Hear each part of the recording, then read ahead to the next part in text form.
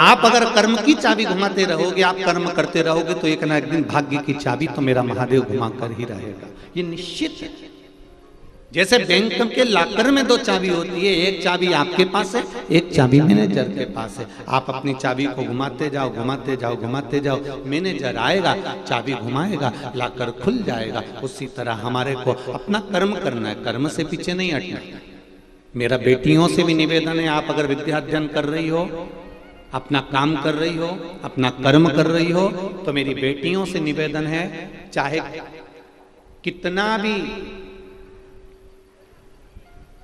कोई कितना भी रंग ढंग दिखाए, चाहे कोई कितना भी रूप रंग दिखाए, चाहे कोई कितना भी अपनी बॉडी शॉडी दिखाए, मेरा पढ़ने वाली बेटियों से निवेदन है, तुम अपने कर्म को करते रहना, इनकी ओर ध्यान मत देना, नहीं तो मालूम पड़े आड़े टेढ़े के चक्कर में फंस जाओगी और जिंदगी नरक कर बैठोगी। अपने कर्म की चाबी को घुमाते रहो, अपनी विद्या अध्ययन करते रहो।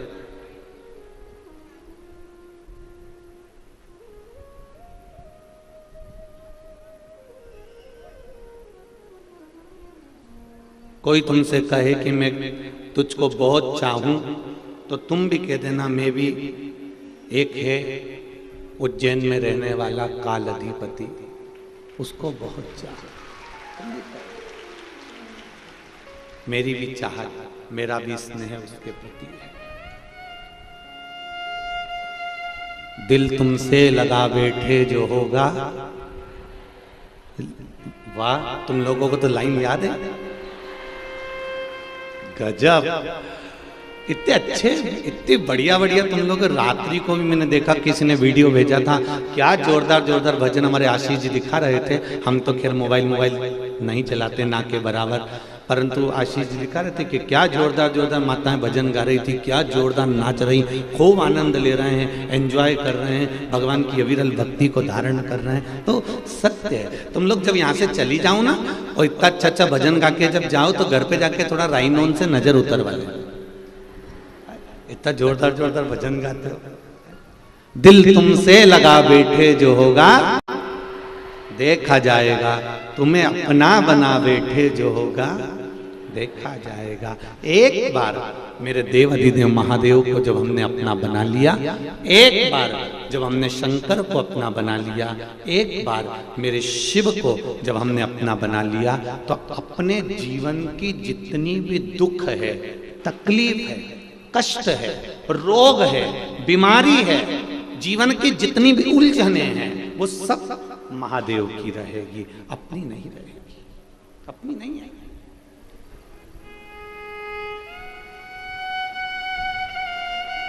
अपनी उलझने समाप्त।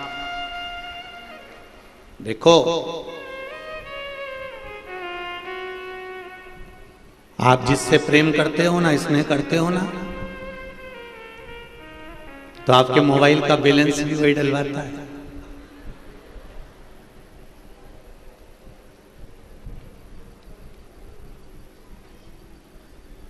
चप्पल भी टूट जाएगी तो चप्पल थैली में भर के ले जाएगा और सुधरा के लाएगा। तू रुक जा, तू यहीं बैठ, मैं अब भी आया।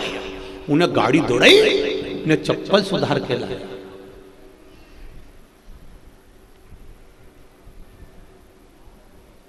घड़ी खराब हो गई तो फिर वो घड़ी वाली की दुकान पे ले गया। मोबाइल कहीं घूम गया तो उसने 50,000 का मोबाइल दिला दिया। जिससे प्रेम करा, स्नेह करा, उसने तुम्हारा खर्चा उठाना प्रारंभ किया। जरा विचार करना, केवल एक संसार के मनुष्य से प्रेम किया तो उसने केवल तुम्हारा खर्चा 2 साल 3 साल जब तक शादी नहीं हुई तब तक उठाया। पर एक बार अगर मेरे महादेव से प्रेम कर लिया तो उसने जिंदगी भर का बोझ उठा लिया, जीवन भर का।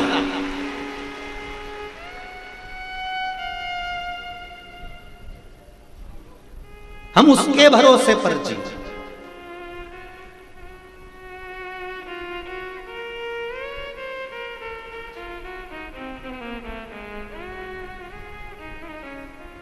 इस कली काल में, संसार सागर में आज के समय में जिसका पुत्र अच्छा है, समझ लेना कि उसने जिंदगी में जो पुण्य करा था वो अच्छा करा था।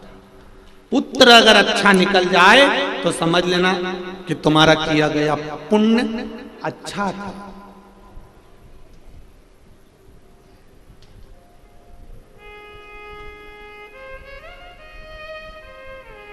नहीं तो आज के जमाने में घर के बुढ़े, घर के बुजुर्ग चलते हैं वॉकर लेकर, और घर के पुत्र चलते हैं कुत्ते की सांकल लेकर।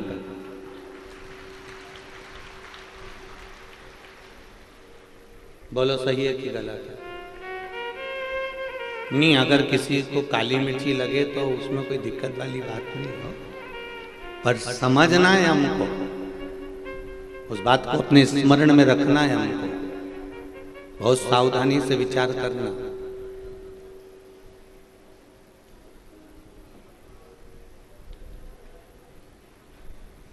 घर के बुजुर्ग, आज के जमाने में घर के बुजुर्ग चलते हैं वाकर लेकर, और घर के पुत्र चलते हैं कुत्ते की सांकल लेकर।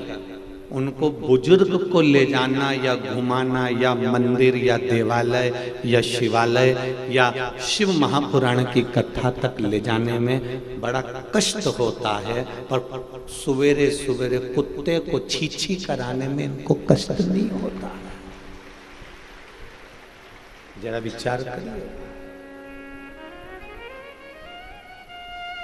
अपने विचार में लाइएगा जरा इस बात को। कहां भाग्य है, कहां किस्मत है। भगवान ने यह मनुष्य का शरीर भगवान के भजन के लिए दिया है, स्मरण के लिए दिया है। कई पैसे वालों के घर में, कई धनपतियों के घर में, कई करोड़पतियों के घर में उनके घर के बच्चों को, उनके घर के छोटे छोटे बच्चों को दूसरी माताएं, जो कि किराए से वो आप महीने से तनख्वाह देकर लाते हैं, जो भी होती हैं, जो नाम मेरे को तो आता नहीं क्या बोलते हैं उनको, तो जो बहुत धन है जिनके पास में, उनके घर के बच्चों को दूसरी माताएं संभालती हैं। उनके घर के बच्चों को दूसरे संभालते हैं। और ये जो घर के बच्चों को नहीं संभालते, घर में जो कुत्ता होता है ना, अपने बच्चों को नहीं संभाल रहे, अपने घर के बच्चे दूसरे संभाल रहे हैं। एक सेविका रख रखी है, एक नौकरानी रख रखी है, एक चाकरी रख रखी है, और जो घर में कुत्ता है उसको ये संभाल रहा है। तुम्हारे घर के बच्चों को छीछी कराए वो बेचारी बाई, और ये कुत्ता की चेन पकड़कर छीछी कराने जा रहा है सुबह उठकर। ये किस्मत, ये भाग्य।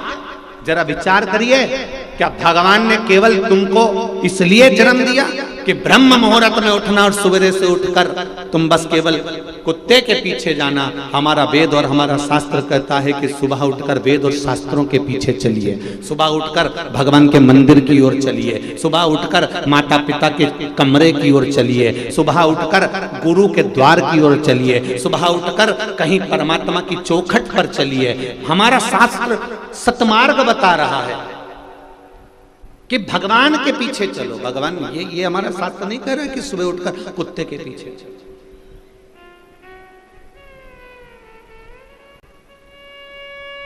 अगर तुम्हारा पुत्र अच्छा है, तुम्हारा बेटा अच्छा है, तो समझ लेना कि तुम्हारा पुण्य अच्छा था। तुमने जो पुण्य करा, तुमने जो दान करा, तुमने जो सत्कर्म करा, जो तुमने भजन करा, जो तुमने कीर्तन करा, वो श्रेष्ठ था। उसमें कोई छल नहीं, कोई कपट नहीं, कोई बेईमानी नहीं थी। पुण्य श्रेष्ठ है।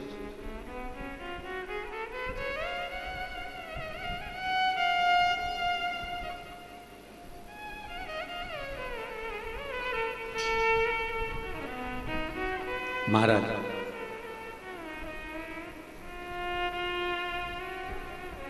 कान में कुंडल पहनो मना नहीं है, पर कान नहीं कटना चाहिए।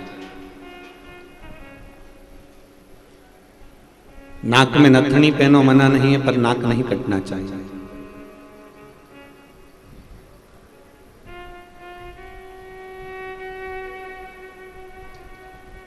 संसार में खूब दिल से रहो, परिवार में खूब खुश होकर रहो, पर निवेदन है भजन नहीं छूटना चाहिए। अगर भजन छूट गया तो रहो संसार सागर में, खूब अलमस्त होकर रहो। जितने खुश होकर रह सकते हो उतने खुश होकर रहिए, जितनी अलमस्ती से रह सकते हो उतनी अलमस्ती से रहिए। ये मानव का शरीर केवल रोने के लिए नहीं मिला है या बोझा ढोने के लिए नहीं मिला है, ये मानव का शरीर भगवान का भजन करने के लिए, स्मरण करने के लिए मिला है। इसको सतमार्ग की ओर लेकर चले।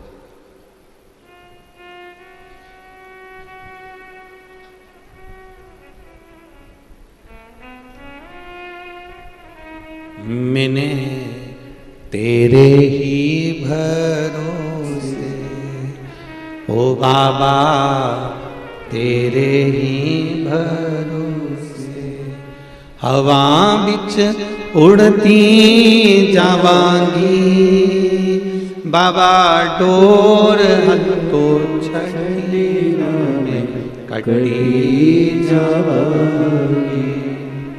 भोले मैं तेरी पतंग, सतगुरु मैं तेरी पतंग, हवा बिच उड़ती जावांगी, बाबा डोर हथो छड़ी ना मैं कटी जावांगी। भोले मैं तेरी पतंग। हमारा जीवन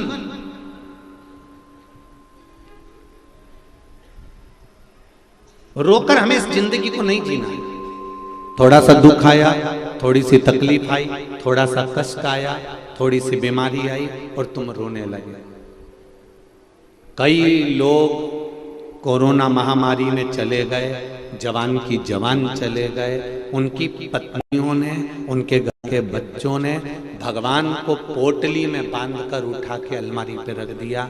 हमने पूछा क्यों, किस लिए? तुमने ये भगवान को बांधकर अलमारी के ऊपर क्यों रख दिया? मेरा तो विश्वास उठ गया भगवान पे से।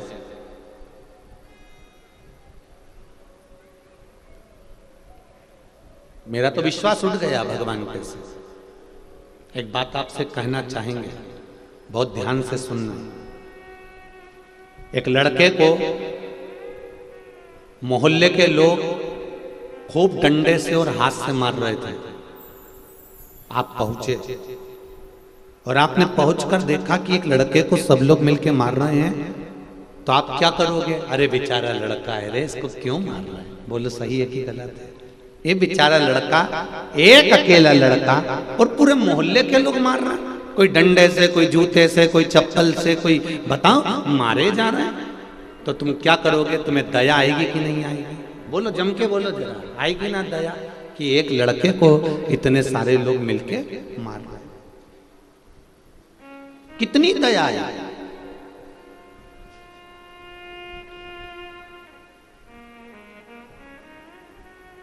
तुम्हारी आंख में आंसू भी आ जाएंगे कि एक लड़के को इतने सारे लोग मिलके मार रहे हैं, पर थोड़ी देर खड़े रहने के बाद जरा दिमाग लगाना कि इतने सारे लोग इस लड़के को मार रहे हैं, तो ये बेवकूफ है कि पगले हैं जो इतने सारे लोग मिलके इसको मार रहे हैं।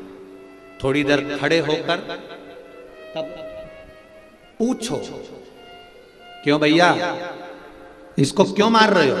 तब कोई बताएगा, एक छोटी सी कन्या के साथ में, छोटी सी बच्ची के साथ, 3 वर्ष की बेटी, और उसके साथ इसने गलत कृत्य कर दिया। अब तुम क्या करोगी? तुम भी पांव में से चप्पल निकाल के और 2-4 दोगी कि नहीं दोगी? अरे बोलो तो जम के कि एक छोटी सी कन्या के साथ में, छोटी सी बच्ची के साथ में गलत कर्म कर रहा, तुमने उठाया और तुमने भी मारना चालू कर दिया। अर्थात हम आदि फिल्म देख पाते हैं और आधी फिल्म में हमको दया आ जाती है। कोई कोरोना में मर गया, आपने भगवान को भरा, अलमारी के ऊपर रख दिया, मेरा विश्वास उठ गया, मैं भगवान को नहीं मानती, मैं परमात्मा को नहीं मानती। बताओ, बेचारे भगवान ने मेरे पिताजी को मार दिया, बताओ भगवान ने ऐसा कर दिया, मेरे पति को मार दिया। परमात्मा कभी किसी को नहीं मारता। शिव महापुराण की कथा कहती है, ये तो पूर्व के कर्म का भोग भोगने के लिए मनुष्य की देह मिली है। कब किसको कैसे जाना है यह परमात्मा जानता है। हम आधी फिल्म में दुख व्यक्त कर रहे हैं। हम तो बस जाके खड़े हुए और हमें लड़के पर दया आ गई, इसको बताओ क्यों मार रहे हैं। उसी तरह हमको दया आ गई, मेरा पति चले गया, मेरा पिता चले गया, मेरा भाई चले गया, मेरा कुटुंब भी चले गया, भगवान ने ऐसा कर दिया, मैंने तो भगवान की इतनी पूजन करी थी, मैंने तो इतनी आराधना करी थी। तुमने सब कुछ करा, पर तुम आधी फिल्म देख रहे हो। तुम्हें इससे पहले का नहीं मालूम कि इसके पहले जो जन्म हुआ था, उस जन्म में इसने क्या करा था, ये तुमको नहीं है अंदाजा। उस कर्म के कारण मनुष्य को भोगना है और भोगने के बाद परमात्मा के द्वार जाना है। जन्म, मरण और परण, ये तीन मेरे महादेव के हाथ में है। कब किसको प्राण लेना है, कब किसको प्राण देना है और कब किसका विवाह करवाना है, ये महादेव जानते हैं। हमें इसका अंदाजा नहीं रहता। हम तो दुख मनाते हैं, पिताजी चले गए, हमें दुख मनाना पड़ता है कि पति चले गए, हमें दुख मनाना पड़ता है कि पत्नी चली गई, हमें दुख मनाना पड़ता है कि ये चले गया, हमें दुख मनाना पड़ रहा है कि ये चले गया। पर हमें अंदाजा नहीं है कि पूर्व का कर्म का भोग इसने भोगा है और कर्म का भोग भोगने के बाद ये गया है।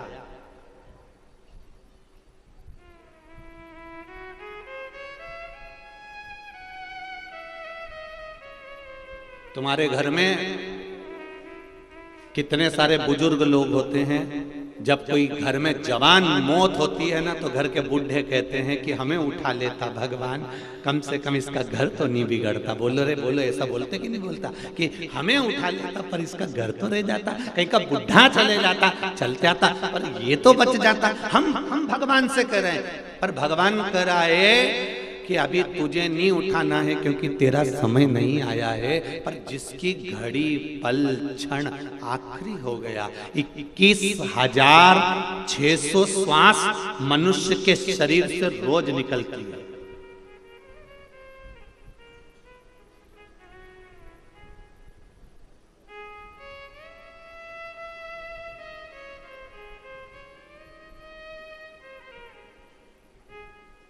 रोज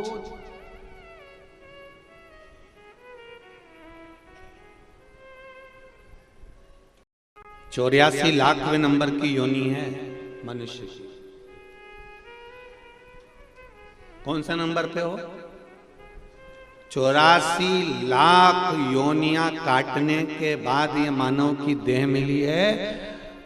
ये निंदा करने के लिए या चुगली करने के लिए या बुराई करने के लिए या गलत काम करने के लिए नहीं मिली।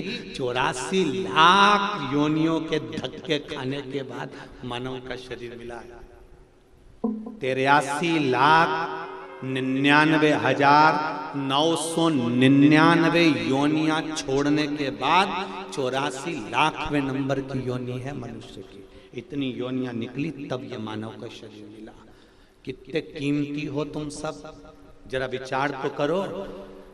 कोहे नूर हीरा, जो हीरे वाले की दुकान पर रहता है, सोने वाले की दुकान पर सोना रहता है, उसके पास में जो हीरा रहता है वो हीरे की कीमत भी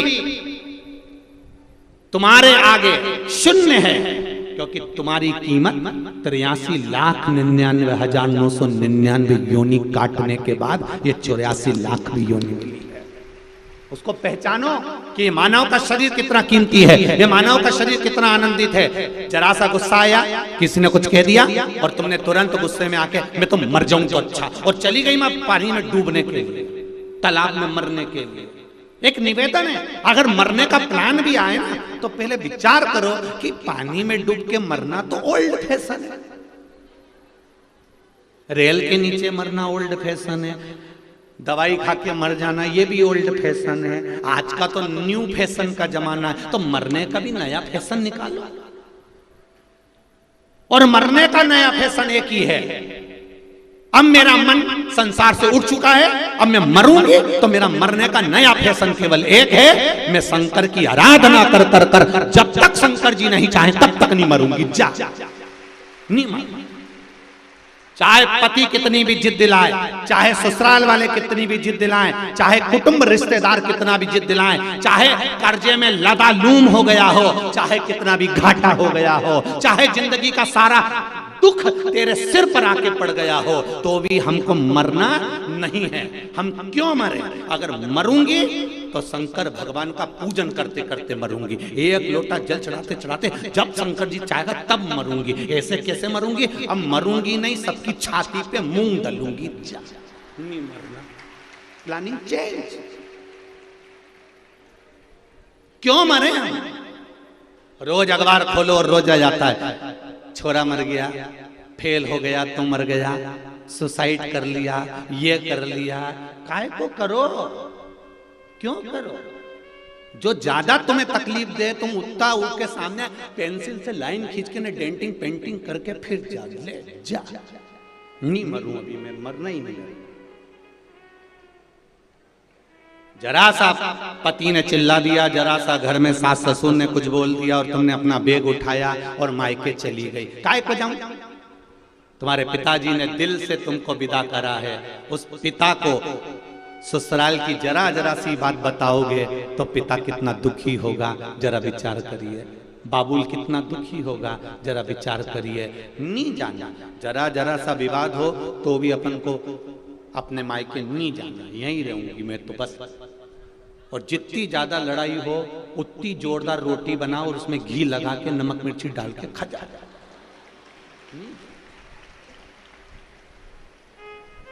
सास कहती रहे तुम इनंग से सुनो, और इनंग कान में हेडफोन में सियोर वाला महाराज की कथा लगा लो, अपने को नहीं जाना। और सासुओं से भी निवेदन है, बहू अगर कुछ कह रही है तो सासुओं से निवेदन है, दोपहर में 1 बजे से कथा आती है, थोड़ा मन हल्का कर लिया करो कथा सुन के।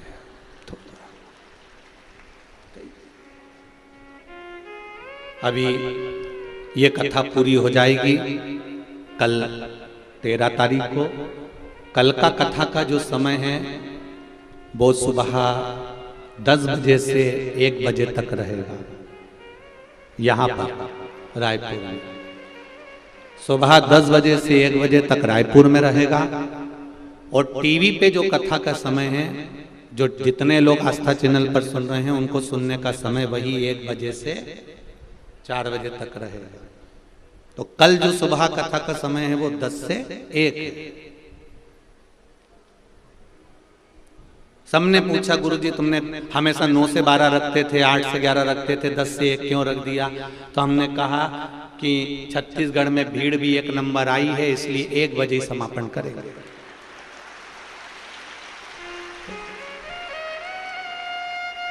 दस से 1 कथा का समय रहेगा। आप सब आज वो विकास उपाध्याय जी विधायक जी कह रहे थे गुरुजी वो कथा का समय क्या रहेगा। हमने कहा हम व्यासपीठ से बता देंगे जो भी समय होगा। हमने कहा विकास भैया तुम टेंशन मत लीजिए। अरे विकास भैया कहने लगे गुरुजी कथा इतनी जोरदार हो गई है कि टेंशन तो सब बोले रात बीच में छोड़ दिया, इतनी जोरदार। तो ये तो शिव भगवान शंकर की उदाहरण, शिव करुणा सागर, शिव उदार।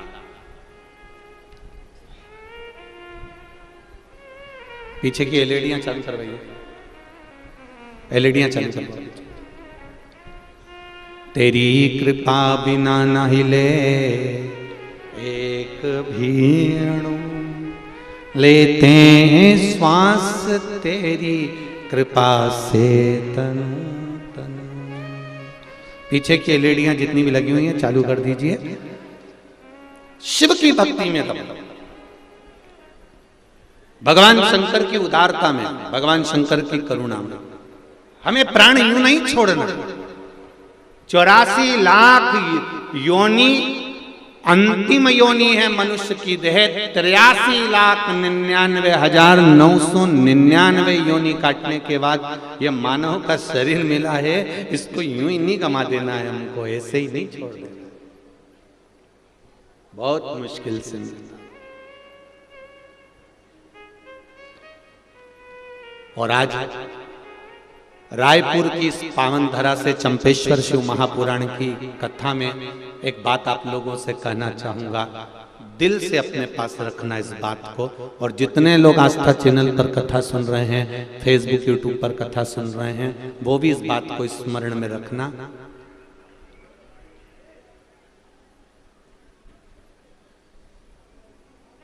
जिसको आपने समय दिया, जिसको आपने समय दिया, परिवार, कुटुंब, कबीला, रिश्तेदार, नातेदार, दोस्त, मित्र, मोहल्ले वाले, परिवार वाले, जिसको तुमने समय दिया, तुम्हारे दुख की घड़ी में, तुम्हारे तकलीफ की घड़ी में, जब तुम्हारे ऊपर कोई बड़ा कष्ट आ जाएगा, तो जिसको तुमने समय दिया है ये तुम्हारा साथ देने वाले नहीं रहेंगे। पर एक बात याद रखना, जिसको तुमने समय नहीं दिया, अपनी दुकान पर बैठे रहे, अपने काम धंधे में लगे रहे, अपने व्यापार में लगे रहे, अपने कार्य में डूबे रहे, लैपटॉप चलाते रहे, मोबाइल चलाते रहे, पर एक मिनट भी तुमने भोलेनाथ को नहीं दिया, पर तुम्हारी दुख की घड़ी में वो भोलेनाथ हर पल खड़ा मिलेगा, ये निश्चित। भले तुमने समय नहीं दिया, आपने अपने बच्चों को समय दिया, परिवार को समय दिया, कुटुंब को समय दिया, रिश्तेदारों को समय दिया, मोहल्ले वालों को समय दिया,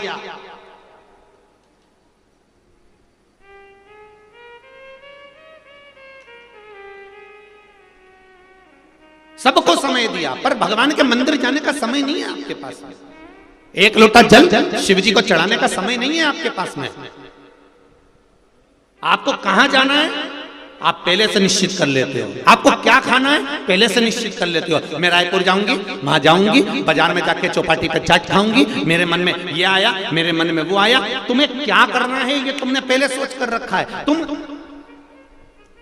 अपना समय परिवार को, कुटुंब को, नातों को, रिश्तों को कमाने में, व्यापार में, व्यवसाय में, सब में लगा सकते हो, पर आपके पास में समय नहीं है तो देव अधिदेव महादेव को एक लोटा जल चढ़ाने का नहीं है। माताएं अपने अपने पतियों से कहती हैं मंदिर चले जाया करो, मेरे पास में समय नहीं है, अभी व्यापार का समय, शादी का सीजन चालू हो जाएगा, दिवाली का सीजन चालू हो जाएगा, होली का सीजन चालू हो जाएगा, सीजन तो चलता रहेगा, पर ये श्वास कब रुक जाएगी? 21,600 श्वास में से कौन सी श्वास आखिरी हो जाएगी ये किसको मालूम?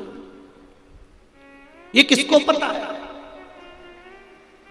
कि कौन सी श्वास आखिरी है हमारी, कौन सा पल, कौन सी घड़ी आखिरी है हमारी? कमा कमा कर जोड़ कर छोड़ कर जाओगे, आखिरी में इतना बड़ा फोटो दीवार पे चिपक जाएगा और उस पे प्लास्टिक के फूल की माला टंग जाएगी, और वो माला भी जब तुम्हारे यहाँ पंखा चलेगा तो वो माला भी हवा में ऐसी हिलेगी।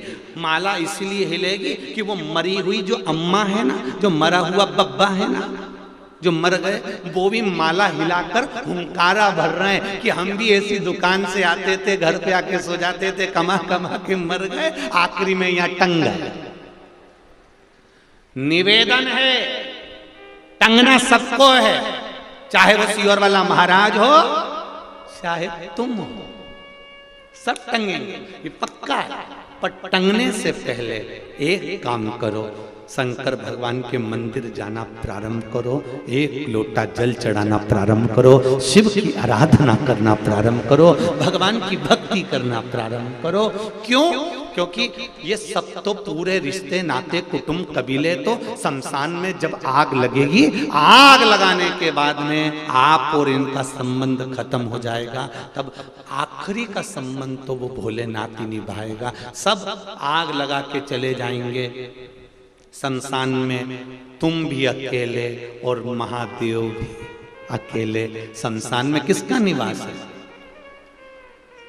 शंकर भगवान को उनके ससुर दक्ष प्रजापति ने श्राप दिया था, शिव मैं तुम्हें श्राप देता हूं कि तुम शमशान में निवास करोगे। शमशान में मेरे भोलेनाथ का निवास है, शंकर भगवान का निवास है। आखिरी में अंतिम समय पर अगर कोई साथ देने वाला है, सब आग लगाकर चले जाएंगे, लकड़ी कंडा सब डालकर चले जाएंगे।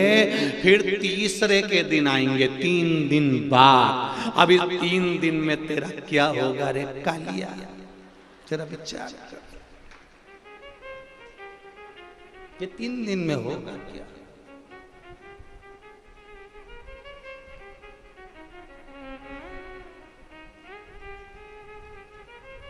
एक जरा सा काकरोच आ जाता है तो माता, और जरा सा काकरोच आया तो चिल्लाया, और परिवार वाले आग लगा के तेरे को अकेला छोड़ के चले जाएंगे, तब क्या होगा? आखिरी में शंकर जी ही मिलेंगे और शिव जी कहेंगे, क्योरी कमला कैसी है? कमला कहेगी, प्रभु क्षमा कर दो, मैं मेरे घर के पास में मंदिर था, 1 लोटा पानी लेके नहीं गई। शंकर जी भी कहेंगे, चिंता मत कर, 3 दिन तक ठंडी नहीं होने दूंगा। और तीसरे के दिन परिवार वाले आए, उन्होंने देखा अभी तो गर्म पड़ी है। तब परिवार वाले भी पानी डाल डाल के हड्डियों को ठंडा कर रहे हैं, रात ठंडी कर रहे हैं। तब ठंडा, जब तन से उठेगी ज्वाला, कोई पास न आने वाला। जब तन से उठेगी ज्वाला, कोई पास न आने वाला। भक्तों की सुन के पुकार रे, तू नंदी लेकर आ जाना। मेरे दीन बंधु भगवान रे, नंदी पर चढ़ कर।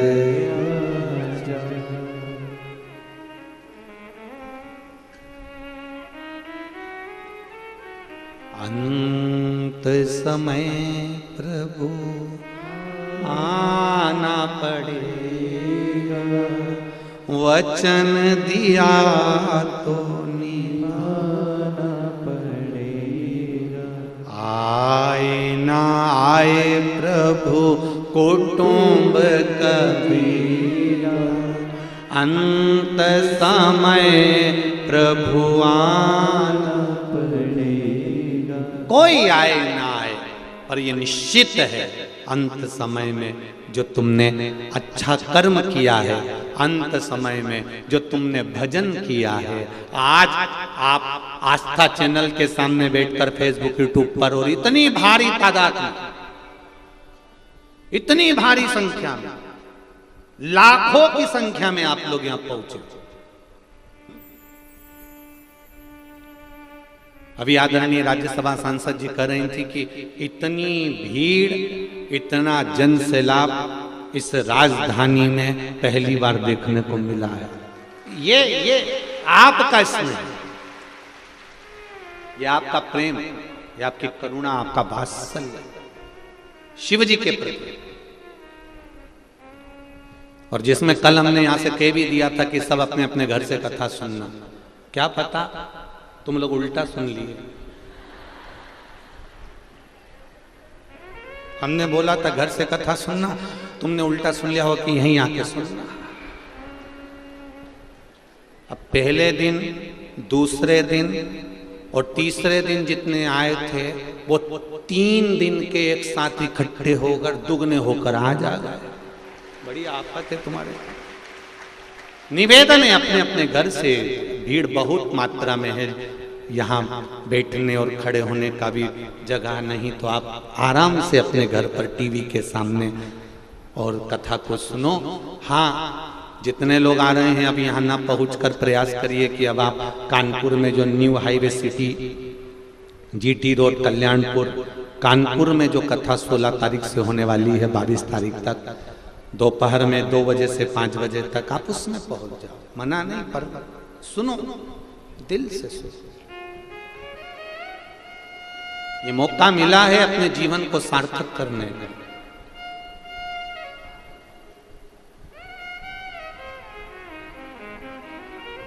अपने जीवन को धन्य बनाने का मौका। महाराज हृदय से पुकारो उसको। ये मानव का जो शरीर है, ये मनुष्य की जो देह है, मानव का शरीर जो मिला है वो बड़ा मुश्किल से मिला है, बड़ा मुश्किल। और जितना भजन करोगे, जितना उसमें मन लगाओगे, उतना वो सवार लेगा। एक पत्र आया, देखिए।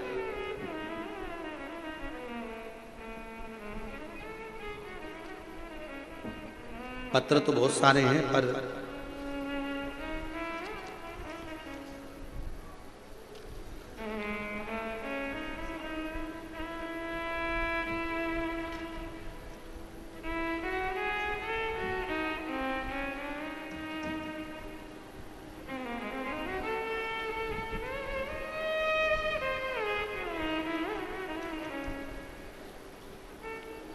मैं आरती साहू, ग्राम रावणगुड़ा, धमतरी, छत्तीसगढ़ से आई हूं।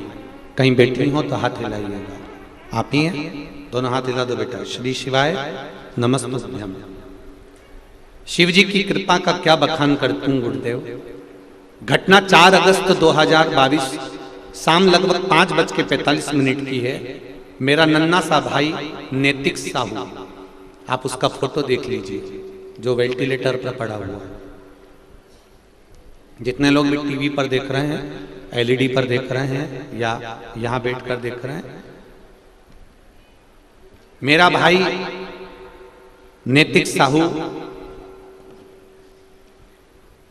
जो कि 3 वर्ष का है, पता नहीं कैसे तालाब में डूब गया।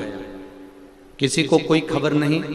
वो तो शिव जी की असीम कृपा जी थी। जो खेत से लौट रहे पुरजनीन यदु नाम की एक महिला की नजर मेरे भाई पर पड़ी। देखा कि एक बच्चा ना जाने कब से औंधे मुंह पानी में तैर रहा है, पड़ा हुआ है। इसमें कोई अचेतता नहीं है, ये मर चुका है। घबराहट में बच्चे को पानी से बाहर निकालने की हिम्मत नहीं जुटा पाई तथा आनंद फानन में नजदीक के ही घर से एक युवक को बुला लाई और युवक भगवाराम साहू द्वारा मेरे भाई को अचेत अवस्था में पानी से बाहर निकाला गया। शरीर में कोई प्रतिक्रिया नहीं थी क्योंकि उसको डूबे हुए आधा घंटा से ज्यादा हो चुका था। मातम सा छा गया पूरे परिवार में, रोने लगे सब। अनंत अनंत हॉस्पिटल लेकर गए। डॉक्टरों द्वारा भी निराशाजनक संकेत दे दिया गया। अब आसरा सिर्फ भोलेनाथ का था। आपकी कथा निरंतर सुनी है, आज तक आपके सामने कभी नहीं आई, पर कथा टीवी पर सुनती रहे। मैंने पास के शिव मंदिर में जाकर श्री शिवाय नमस्तुभ्यम का महामृत्युंजय का मंत्र स्मरण करना प्रारंभ करा। शिव जी से जाकर कहा, भोलेनाथ एक भाई है, बचा लीजिए। रात्रि लगभग 9 बजे तक मेरी आंख से अश्रु बहते रहे और मैं शंकर जी को जल चढ़ाती रही। आप एक लोटे की कहते हो, मैंने शिव जी को उस दिन बहुत लोटा भर भर के जल चढ़ाया गुरुदेव। तभी बाबा की कृपा ऐसी हुई कि एक लाल साड़ी पर माता आकर कहती है, सियोर वाला महाराज कहता है बेलपत्री ले जाकर उसके पलंग के पास रख दे। और मैंने बेलपत्री ले जाकर उसके पलंग के पास में डॉक्टर को दी। आधे घंटे के बाद 12:15 पर मेरे भाई को होश आ गया, मरा हुआ जिंदा। शिव है, शंकर। मेरे भाई का फोटो भजा है और मेरा भाई अब ठीक है। श्री शिवाय नमस्तुभ्यम। बाबू बैठिए। हर हर महादेव। बैठिए बैठिए बैठिए विराजिए। श्री शिवाय नमस्तुभ्यम।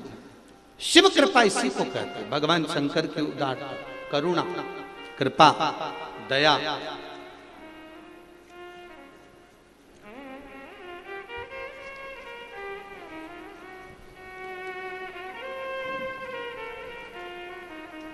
इतने पत्र हैं आपके, इतने पत्र हैं कि इन सबको अगर पढ़ते रहेंगे तो कथा ही नहीं हो पाए।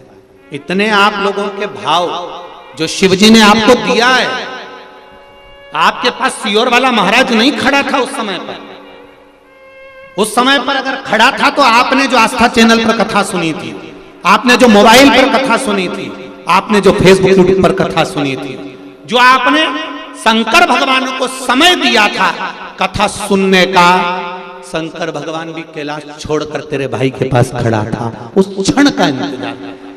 तुम पुकारो वो आए।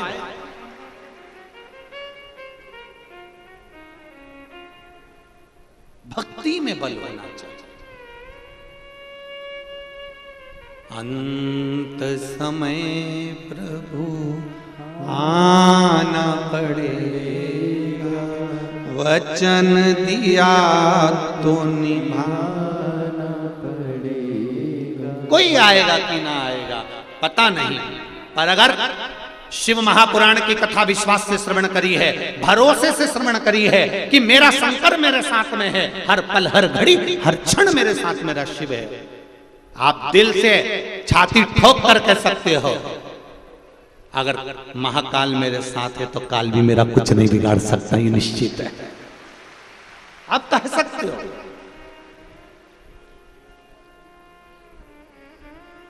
चित्त वृत्ति में शिव होना चाहिए महाराज। और जब आपकी चित्त वृत्ति में भगवान शंकर समाहित हो, हाँ उसमें छल ना हो, उसमें कपट ना हो।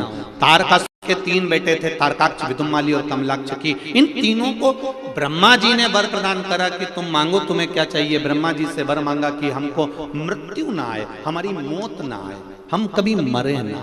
ये कई बार असुरों ने, रावण ने भी यही मांगा था कि मैं मरूं नहीं, कंस ने भी मांगा था कि मैं मरूं नहीं, हिरण्यकशिपु ने भी यही मांगा था कि मैं मरूं नहीं, हिरण्याक्ष ने भी मांगा था मैं मरूं नहीं।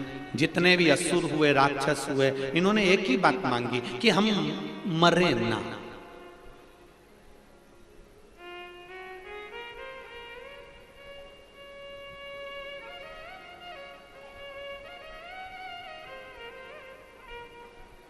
वो तो अच्छा है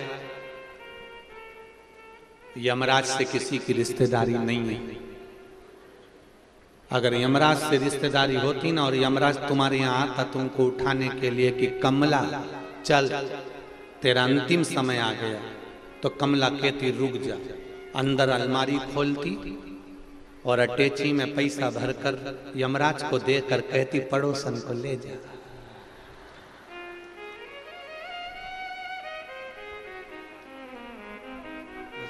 मौत से किसकी रिश्तेदारी है?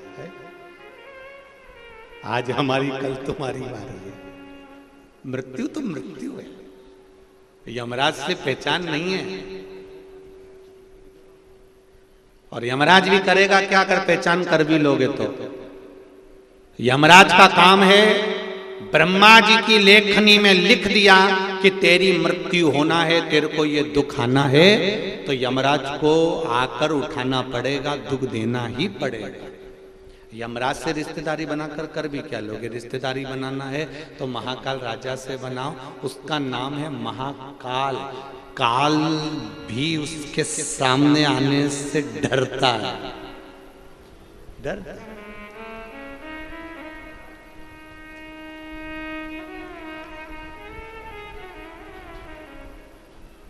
एक घर में बुजुर्ग व्यक्ति होता है ना, बूढ़ा सा व्यक्ति होता है, दुकान पे बैठता है पिताजी। पिताजी अगर दुकान पर बैठते हैं, बूढ़े से व्यक्ति दुकान पर बैठते हैं, बुजुर्ग व्यक्ति दुकान पर बैठते हैं। साइड की एलईडियां चालू करिए, राइट हैंड के साइड की एलईडियां।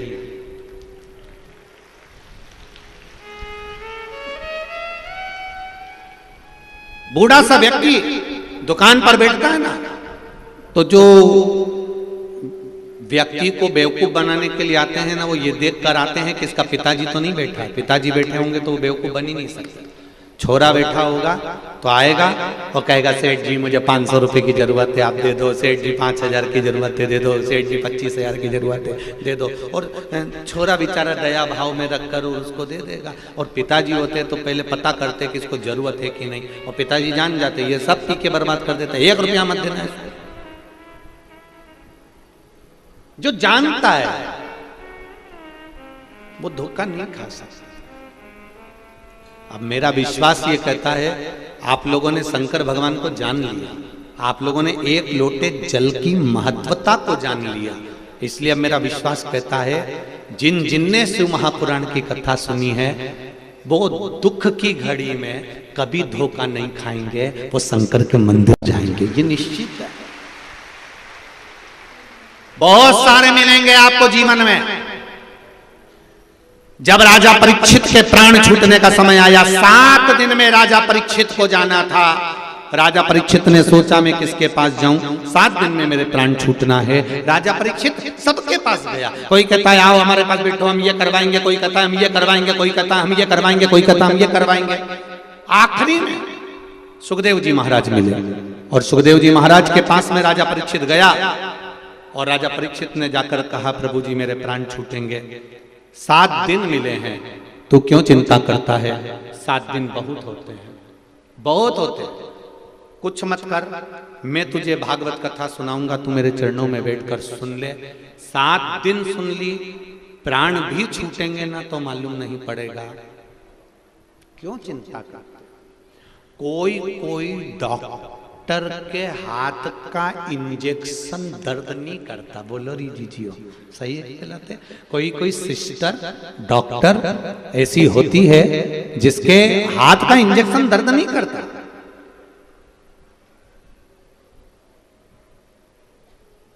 कोई कोई सिस्टर डॉक्टर ऐसी होती है, इसलिए तुम लोग जब इंजेक्शन लगवाने जाते हो तो पूछ लेते हो डॉक्टर साहब हैं क्या, फिर वो देखोगे वो सिस्टर है क्या, वो मेरे बच्चे को इंजेक्शन लगा देगी। क्यों? क्योंकि उसका हाथ हल्का है ना, तो इंजेक्शन लगाएगी ना तो दर्द नहीं होगा, ये निश्चित है। तो वो तुमने देखा कि ये मिलेगा तो दर्द नहीं होगा, वो इंजेक्शन लगाने वाली बहुत सम्मुख में आ जाए, वो डॉक्टर दिख जाए। उसी तरह जैसे तुमने देख लिया कि इसका हाथ हल्का है, ये इंजेक्शन लगाएगी तो दर्द नहीं होगा, उसी तरह शिव महापुराण भी ऐसी है कि जब दुख का समय आता है, शिव महापुराण की रूई डॉक्टर हाथ पे फेर देता है, तुम्हारे मन में एक लोटा जल का क्रम सम्मुख में आकर खड़ा हो जाता है, तो तुम्हारा दुख अपने आप हल्का हो जाता है कि मेरा शिव मेरे साथ है।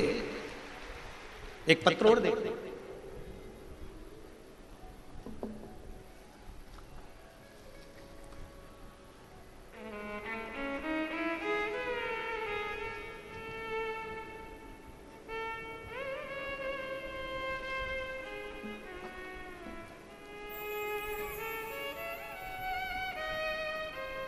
आज भी झुमका आया है, आज भी लटकाया है आज, परंतु इसके दाने मोटा मोटा है,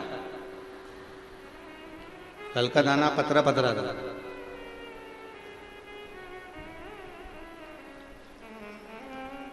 मेरा नाम जय प्रकाश साहू, में छत्तीसगढ़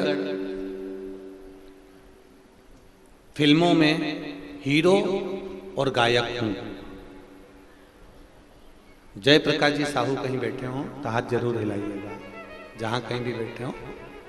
मैं छत्तीसगढ़ी फिल्मों में हीरो का काम करता हूं और गायक का काम करता हूं। डगनिया निवासी हूं, राजकुमार कॉलेज में काम करता हूं।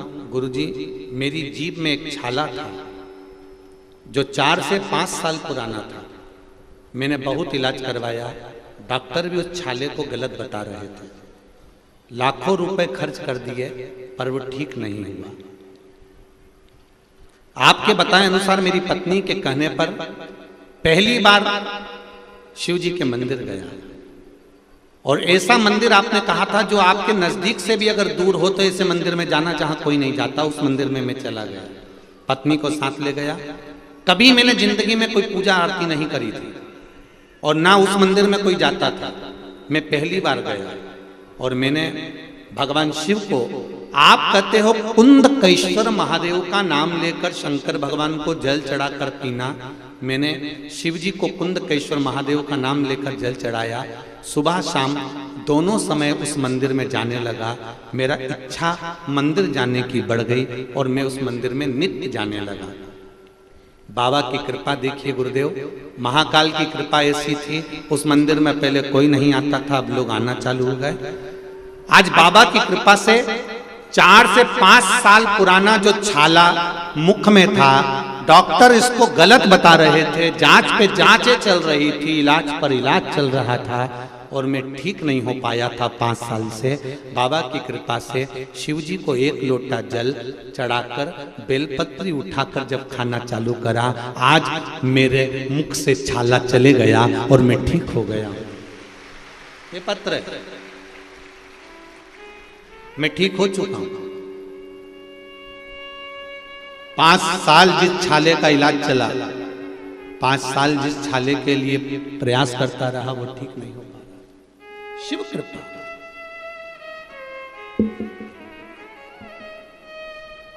शंकर की उदार करुणा, वात्सल्य।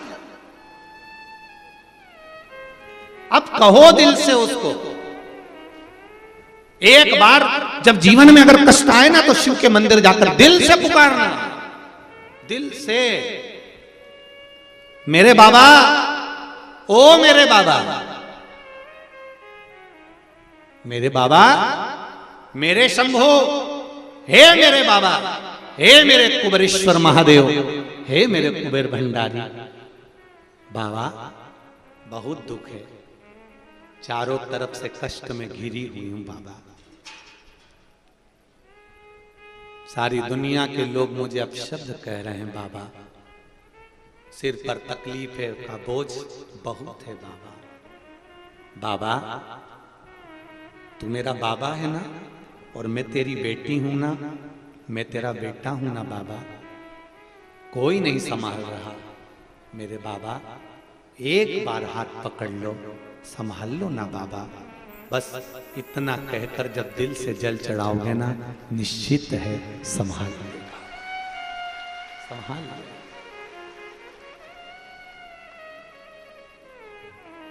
संभाल लेगा। शिव कथा कह रही है, भगवान शंकर का गुणगान स्मरण भक्ति बल प्रदान करती। तारकासुर के 3 पुत्र तारकाक्ष, विदुम्माली, कमलाक्ष की तीनों ने वर मांगा कि हमारे प्राण ना जाएं। ब्रह्मा जी ने कह दिया कि मृत्यु तो आएगी, मौत निश्चित है, वो आना है, उसको कोई बदल नहीं सकता। जितने लोग ये विचार करते हैं कि ये मर गए, हमारा तो विश्वास चले गया, ये समाप्त तो हो गए, हमारा तो भगवान पे से विश्वास चले गया, उनसे निवेदन है, ये कर्म की गति है जो हमको भोगना।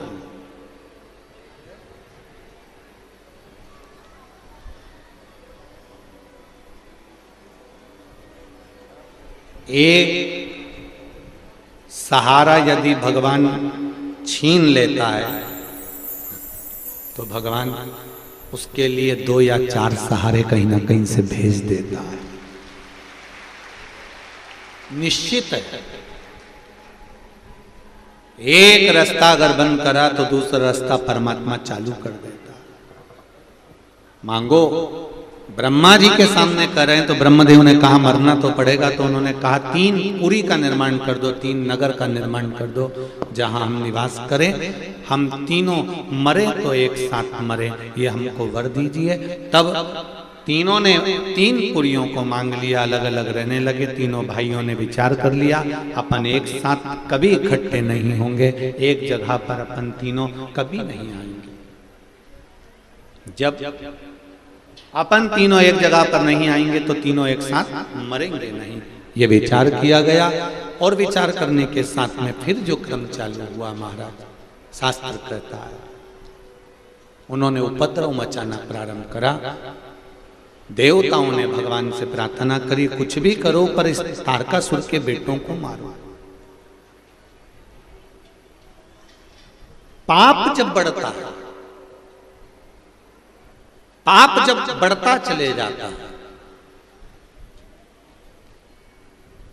उस पाप को कम करने के लिए भगवान को कुछ ना कुछ लीला करना पड़ती। बहुत ध्यान दें, जब ठोकर लगती है ना, तो मालूम पड़ता है कि जिंदगी में चलने में रुकावट कितनी है। जब ठोकर लगती है तो दो चीजें मालूम होती है कि चलते चलते रास्ते में रुकावट कितनी है, और दूसरा मालूम पड़ता है कि ठोकर खाने पर यह मालूम पड़ता है कि संभालने वाले, उठाने वाले हाथ कितने हैं, ये हमको मालूम पड़ता है। हमको कितने लोग संभालें। ठोकर लगी तो दो चीजों का स्मरण करा गई ठोकर। एक रास्ता कैसा है, और दूसरा संभाल कौन रहा। दुख आता है ना तो ये बताकर जाता है कि तेरे अपने तेरा साथ नहीं देते। यहां बहुत लोग बैठे होंगे जिनके हृदय से पूछा जाए ना तो वो बता देंगे। जिन जिन के यहां पर संतान हुई है ना, उनके बहुत सारे पत्र हैं आज, ढेर सारे। इतने पत्र लगे हुए हैं। किसी के 8 साल बाद संतान हुई, किसी के यहाँ 5 साल बाद संतान हुई। ढेर पत्र आज संतान प्राप्ति के आप लोगों ने भेजे हैं। इन्होंने एक पत्र में एक बात बड़ी सुंदर लिखी है कि गुरुजी, आप कहते हो कि जब सब दूर से रास्ते बंद हो जाएं, किसी ने पत्र में लिखा है, सारे रास्ते जब बंद हो जाएं, तब उन रास्तों के बंद होने पर आपने बड़ी सुंदर बात कही कि सब दूर से ठोकर खाने के बाद, सब दूर से हारने के बाद महादेव फिर अपनी गोदी में झेल लेता है, फिर वो गिरने नहीं देता। उस महादेव ने हमको झेला। किसी को 8 साल के बाद संतान हुई, किसी को 5 साल के बाद, किसी को 14 वर्ष के बाद। ये पत्र जो आपने भेजे हैं, इसमें आपका विश्वास जागृत था, इसलिए भोलेनाथ जी ने देख लिया कि रोज जल चढ़ाने आती है, रोज बेलपत्री चढ़ाने आती है। अगर इसकी झोली खाली रहेगी तो लोग बाद में मुझ पर उंगली उठाएंगे कि रोज मंदिर जाती थी वो सियोर वाला महाराज के कहने पर, और तो भी भोलेनाथ जी ने इसकी गोदी नहीं भरी, तो भी ये गोदी खाली की खाली रह गई। हमारा कुछ ना बिगड़ेगा, तुम्हारी शान जाएगी। पकड़ लो हाथ त्रिपुरारी, नहीं तो डूब जाए। रास्ता वो ही बता सकता। कथा क्यों सुनते हो? कथा क्या बताती है? ये सनातन धर्म क्या बताता है? ये वेद और पुराण, ये शास्त्र क्या बताते हैं कि किस रास्ते पर चलना, क्या करना है। अब दुनिया के लोग उसको चाहे टोटका कह दे, चाहे उपाय कह दे। देवऋषि नारद जब उलझन में पड़े तब भी तो भगवान ने उपाय बताया था कि चंद्रभागा नदी के तट पर चले जाना, और चंद्रभागा नदी के तट पर जाकर तुम शिव जी की आराधना करना, शंकर भगवान का शिवलिंग का निर्माण करना, उसकी पूजन करना। तो क्या वेद व्यास जी ने टोटका बताया? ये एक उपाय है, एक राह है।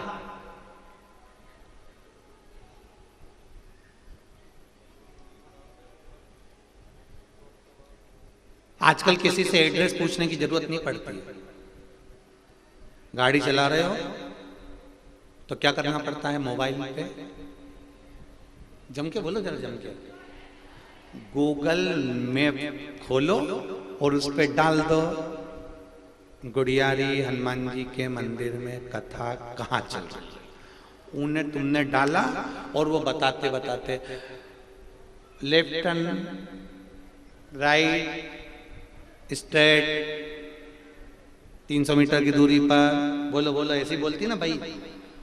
अब उसकी भाषा तो हमको आती नहीं, पर बोलती ऐसी है। आगे जाके राइट में टर्न आ रहा है, सिग्नल भी ऐसा मुड़ जाता है, फिर ऐसा मुड़ जाता है। गूगल भले आपको गाड़ी से जाने का रास्ता बताए, मना नहीं है, पर परमात्मा तक जाने का रास्ता तो शिव पुराणी बताती है। निश्चित है, निश्चित है।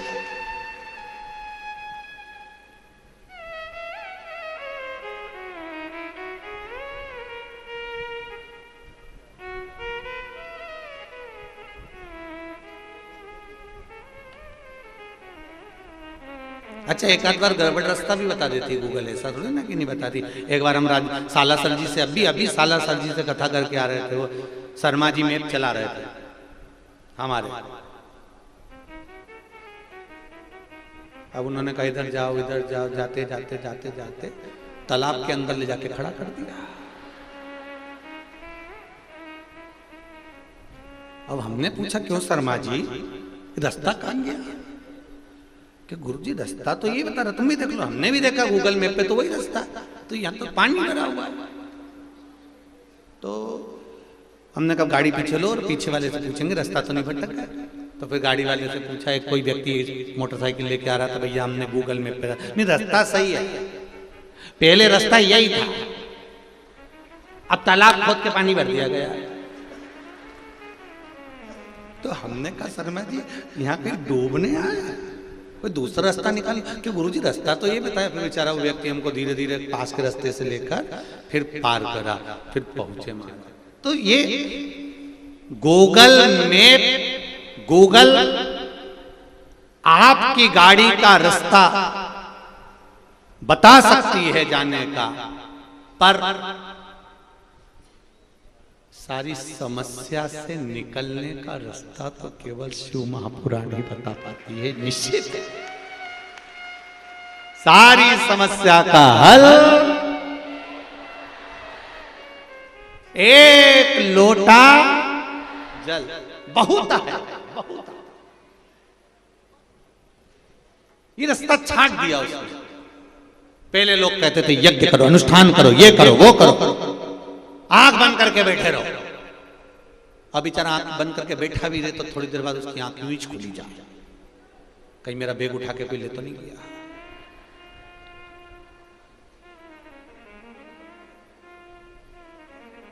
फिर आंख बंद करो, फिर आंख बंद करी, फिर किसी ने पूछा सामने वाले ने, कुछ दिख रहा है? हाँ, क्या दिख रहा है? मेरे घर की अलमारी में 500 का नोट रखा है। तो इतने में सामने वाले ने कह दिया तू तो आंख खोल ले, तेरे बस का नहीं है। न तप, न साधना, न कोई योग, और न बहुत साधु संत सन्यासी बनने की जरूरत है। हम कोई बहुत बड़े उपासक या संत या साधु या सन्यासी नहीं है। आप और हम केवल एक बात जानते हैं कि ना हम तप जानते, ना आराधना जानते, ना मंत्र जानते, ना पूजन जानते। हम तो केवल इतना जानते हैं कि अपने घर के लोटा उठाओ, पानी भरो और शंकर जी का मंदिर चले जाओ, बस इतना जानते हैं, इसके सिवा कहीं नहीं जानते। हम तो कुछ जानते हैं, हमें कुछ भी नहीं। चढ़ाओ, शिव जी को जल चढ़ाने का फल क्या मिलता है? ये शंकर भगवान का आपके जीवन में जितने लोग आस्था चैनल पर कथा सुन रहे हैं, जितने फेसबुक यूट्यूब पर कथा सुन रहे हो, और जितने इस रायपुर की पावन धरा पर बैठकर कथा सुन रहे हो, जितने ये 4 पंडाल 5 पंडाल, पीछा ग्राउंड, बिल्डिंग, छत, रोड, गाड़ी, जहां जहां बैठ के कथा सुन रहे हो, आप सबसे निवेदन है एक बात याद रखना, जल चढ़ाकर भूल जाओ कि तुमने जल चढ़ाया। वो जल तुम्हें कहां काम आएगा ये तुम्हारा वक्त बताएगा कि तुमने जल चढ़ाया था, तुम्हें कहां काम आएगा। वो जल कहां काम आएगा, ये वो जल चढ़ाया तुमने, वो मालूम पड़ेगा तुमको।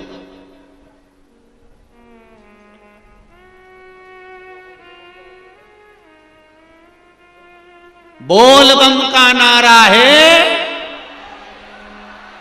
बाबा एक सहारा है। तुम तो इतने धीमे से बोले, तुम लोगों को याद नहीं था का? याद था तो फिर इतना धीमा से काहे बोले हो? बोल बम का नारा है, बोल बम का नारा है, बाबा एक सहारा है, उसके सिवाय कुछ नहीं। तुम्हारा चढ़ाया गया जल, तुम्हारा चढ़ाया गया बेलपत्र, तुम्हारा चढ़ाया गया भजन, तुमने जो कीर्तन किया है वो कहां काम आएगा ये समय बताएगा। जब तुम्हारे जीवन में जब जब वो पल सम्मुख आएगा, तब शिव जी खुद आकर खड़ा हो जाएगा। और एक बात बहुत अच्छे से याद रखना, जितने यहां बैठे हो ना, अपनी बुद्धि में उतार लेना, भगवान कभी भी अपने असली स्वरूप में तुम्हारे सामने नहीं आता। भगवान कभी नंदी पर बैठकर नहीं आएंगे, भगवान राम जी कभी धनुष लेकर तुम्हारे सामने नहीं आएंगे, भगवान कृष्ण कभी बंसी बजाते हुए तुम्हारे सामने नहीं आएंगे, देवी मैया कभी तुम्हारे सामने प्रकट नहीं होगी, कोई 33 कोटि देवी देवता तुम्हारे सामने कभी अपने असली स्वरूप में नहीं आते। भगवान हमेशा तुम्हारे किसी ना किसी परिचित का रूप रखकर आकर काम निकाल कर चले जाते हैं। किसी परिचित का रूप रखकर आएंगे और काम निकाल कर चले जाएंगे।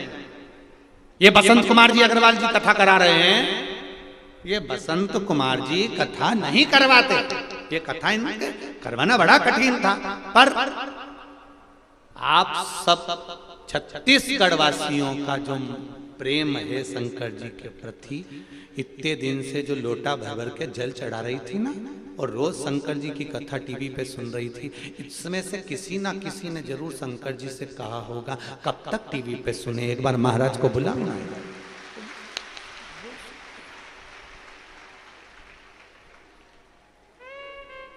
बुद्धि बदली, कथा हुई, महाराज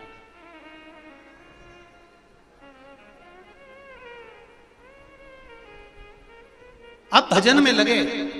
तारकाक्ष, विदुमाली, कमलाक्ष की तीनों ने वर मांगा, हम मरे नहीं, पर भगवान से प्रार्थना करी, भगवान ने आकर उन तीनों का संहार करा।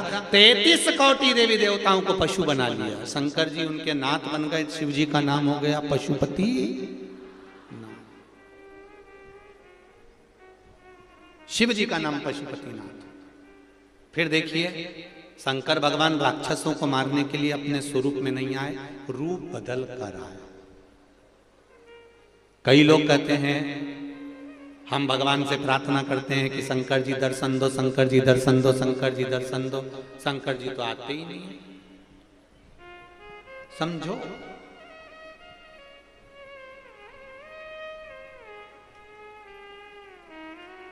तुलसीदास जी ने, गोस्वामी जी ने एक चौपाई लिखी, सिया राम मैं सब जग जाने, करो प्रणाम जोर जुग, सब में राम देखो। तुलसीदास जी ने चौपाई लिखी। चौपाई लिखकर तुलसी बाबा उठे, उठकर जाने लगे। इतने में एक बच्चा दौड़ कर आया। बच्चे ने कहा, बाबा उधर मत जाना, सामने से एक बेल आ रहा है, एक नंदी आ रहा है, बहुत दौड़ता दौड़ता आ रहा है, बाबा आप उधर मत जाना, वो आपको मार देगा। तुलसीदास जी ने लिखा, बेटा मैंने अभी चौपाई लिखी है कि सिया राम मैं सब जग जाने, करो प्रणाम जोर जुग पानी। सब में राम देखता हूं मैं, सब में राम समाया है, बेल में भी राम है, इसलिए मुझे बेल नहीं मारेगा। तुलसीदास जी वहां से चल दिए, आगे बढ़ गए। बढ़ते ही सामने से बेल आया। बेल ने तुलसीदास जी को सींग पर उठाया, पटक दिया और पांव रख के चला गया। तुलसीदास जी वापिस घाट पर आए। उन्होंने रामायण खोली, कलम निकाली और चौपाई काटने वाले थे। इतने में हनुमान जी आकर खड़े हो गए। हनुमान जी ने पूछा, तुलसीदास जी क्या कर रहे हो? चौपाई काट रहा हूं। कौन सी? सिया राम मैं सब जग जाने, करो प्रणाम जोर जुग पानी। मैंने सब में राम देखा था, बेल में भी मैंने राम देखा था, तो बेल ने मुझे क्यों मारा? इसलिए मुझे ये चौपाई काटना। हनुमान जी ने कहा, तुमने बेल में राम देखा, वो छोटा सा बच्चा तुम्हारे पास आकर बोला था कि उधर मत जा, उसमें राम नहीं दिखा।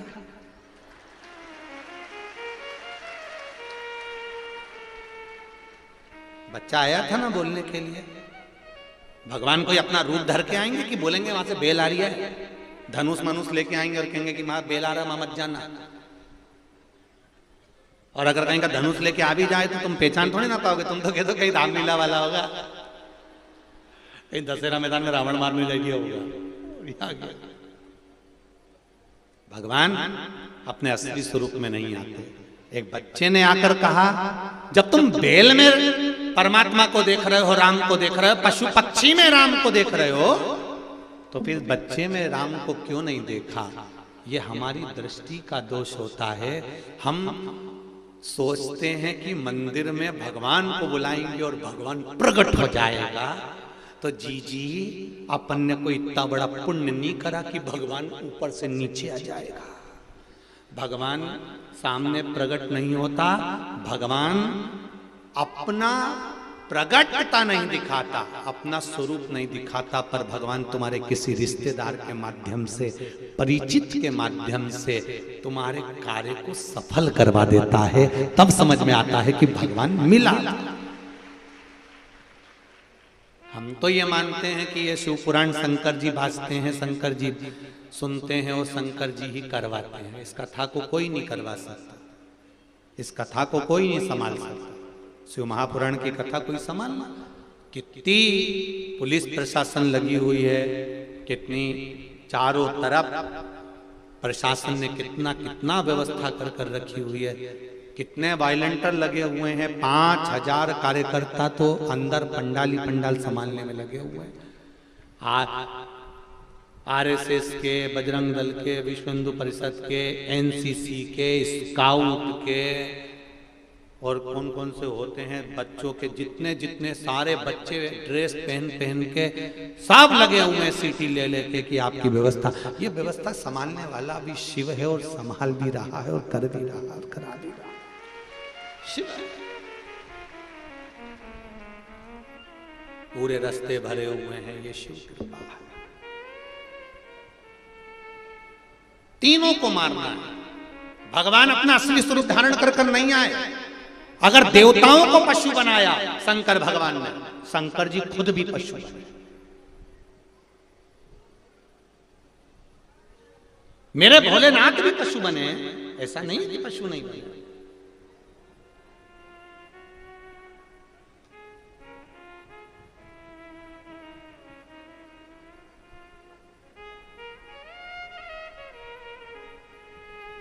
पीछे पत्र पड़े हुए हैं, उसमें एक पत्र कल था, किसी ने लिखा था कि आप बताते हो सफेद आंकड़े की जड़ का प्रयोग करो तो संतान की प्राप्ति होती है। हमारी गाय को भी 6 साल से बच्चा नहीं हो रहा था। पीछे पत्र पड़ा और मेरा कार्यकर्ताओं से निवेदन है वो कल पत्र छाट के रखना, उनको दिखा देंगे। हमारी गाय को भी 6 साल से बच्चा नहीं हो रहा था, फिर हमने भी सफेद आंकड़े की जड़ ओके भी बांध। और भगवान की ऐसी कृपा हुई कि गाय भी गर्भवती हो गई, ओके छोरी का जन्म भी हो गया, बछड़ी हुई। बधाई छत्तीसगढ़ वालों को, खूब बधाई। तुम प्रैक्टिकल बहुत जोरदार करते हो, प्रैक्टिकल में नंबर है। बताओ हमारी गाय को भी बछड़ी हो गई, भगवान की कृपा हो गई।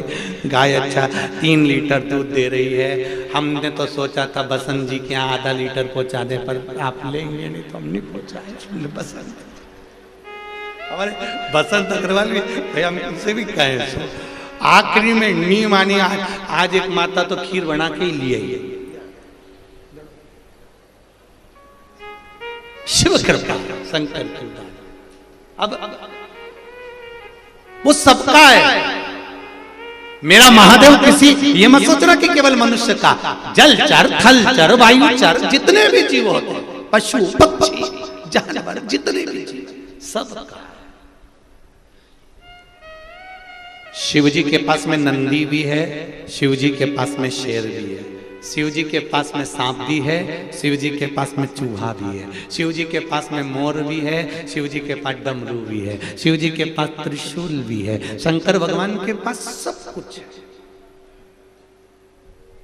केवल सारे देवताओं को एक चिंता रहती है। लक्ष्मी जी ने एक बार भगवान विष्णु से कहा कि नारायण प्रभु एक बात बताओ, भगवान शंकर रोज पार्वती जी को अपने नंदी पर बिठाकर घुमाने ले जाते हैं, तुम मुझे कहीं नहीं लेकर जाते, कभी तो मुझे लेकर चला करो।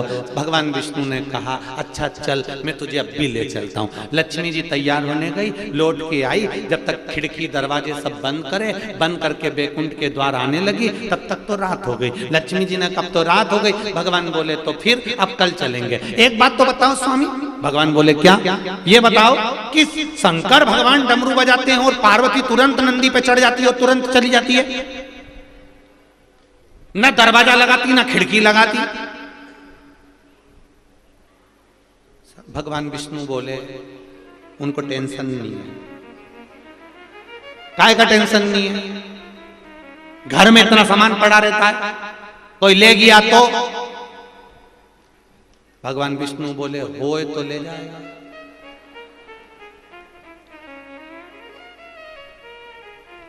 तो जाते समय कम से कम ध्यान तो रखना चाहिए दरवाजा। भगवान बोले दरवाजा लगाने की जरूरत ही नहीं है। जब शिवजी पार्वती को नंदी पर बिठा कर ले जाते हैं, उनके गले में सांप नहीं रहता, तू रोज देखना।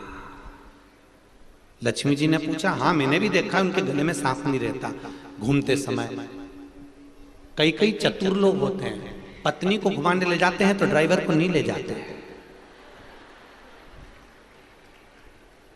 शिवजी पार्वती जी को लेकर जाते, सांप को नहीं ले जाते। प्रभु वो सांप कहां रहता है? कहीं नहीं। तेरे प्रश्न का उत्तर है, वो एक भी दरवाजा बंद करके नहीं जाते, सांप को दरवाजे पे छोड़ जाते। तेरे दादा में दम हो तो अंदर घुस के बता दे। आजा बेटा, दरवाजा बैठा। शिव उदार है, वो सबका है, इसलिए उसका नाम पशुपति नाथ है। वो पशुओं का भी है, पक्षियों का भी है, जलचर में भी है, थलचर में भी है। उसने पक्षी का भी रूप धारण करा है, उसका नाम सरंभेश्वर महादेव भी है। वो नंदी का रूप धारण करा है, उसका नाम नंदीश्वर महादेव भी है।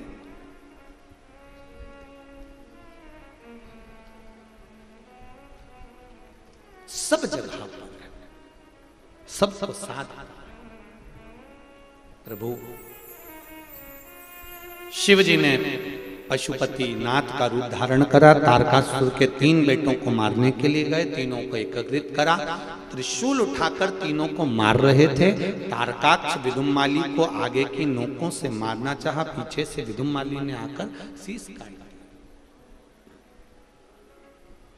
शिव जी का शीश कटा, नेपाल में जाकर गिरा।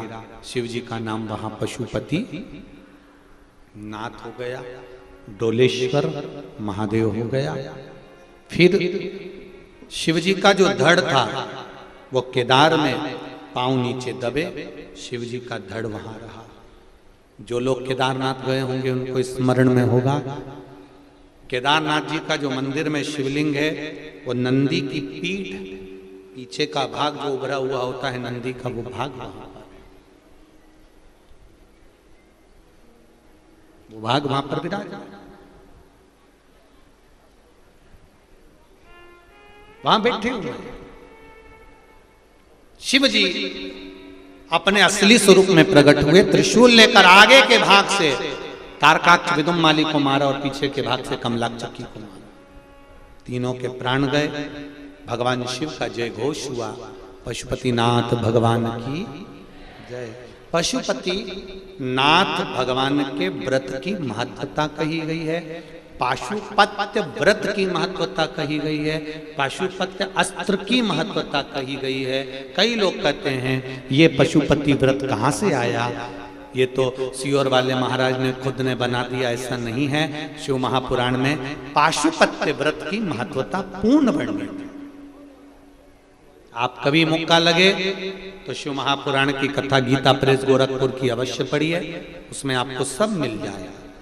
पाशुपत्य व्रत की महत्वता का वर्णन करते हुए कहा यह पशुपति व्रत 5 सोमवार का होता है। कितने सोमवार का है? 5 सोमवार का।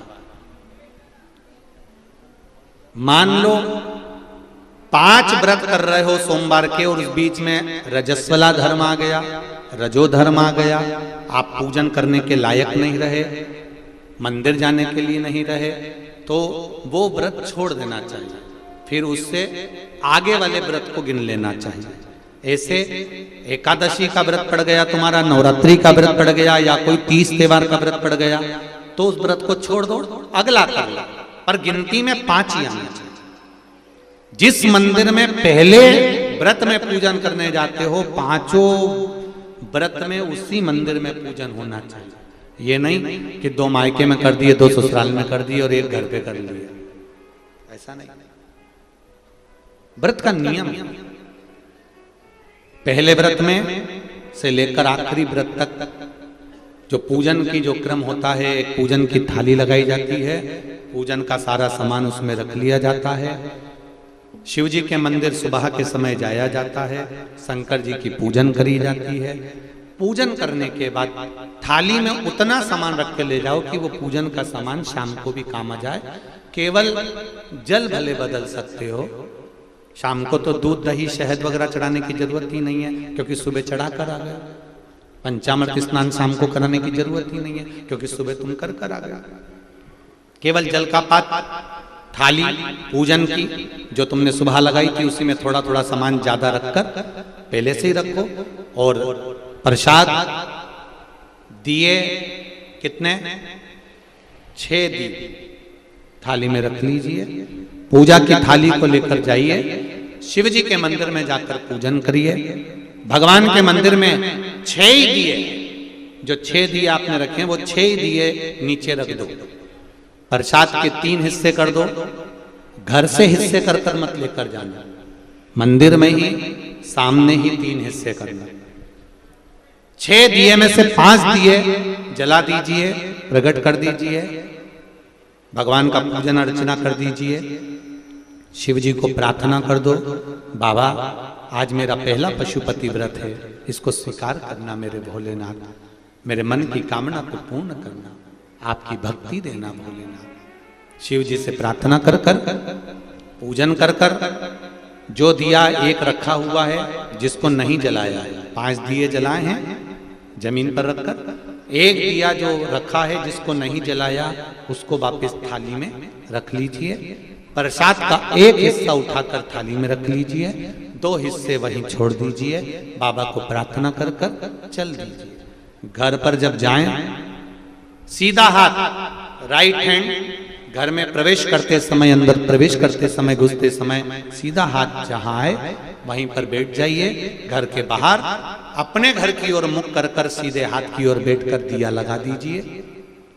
दीप जलाते समय भोलेनाथ जी से प्रार्थना करो, बाबा आपके भरोसे पर मैंने ये व्रत किया है, मेरा कार्य सफल करना।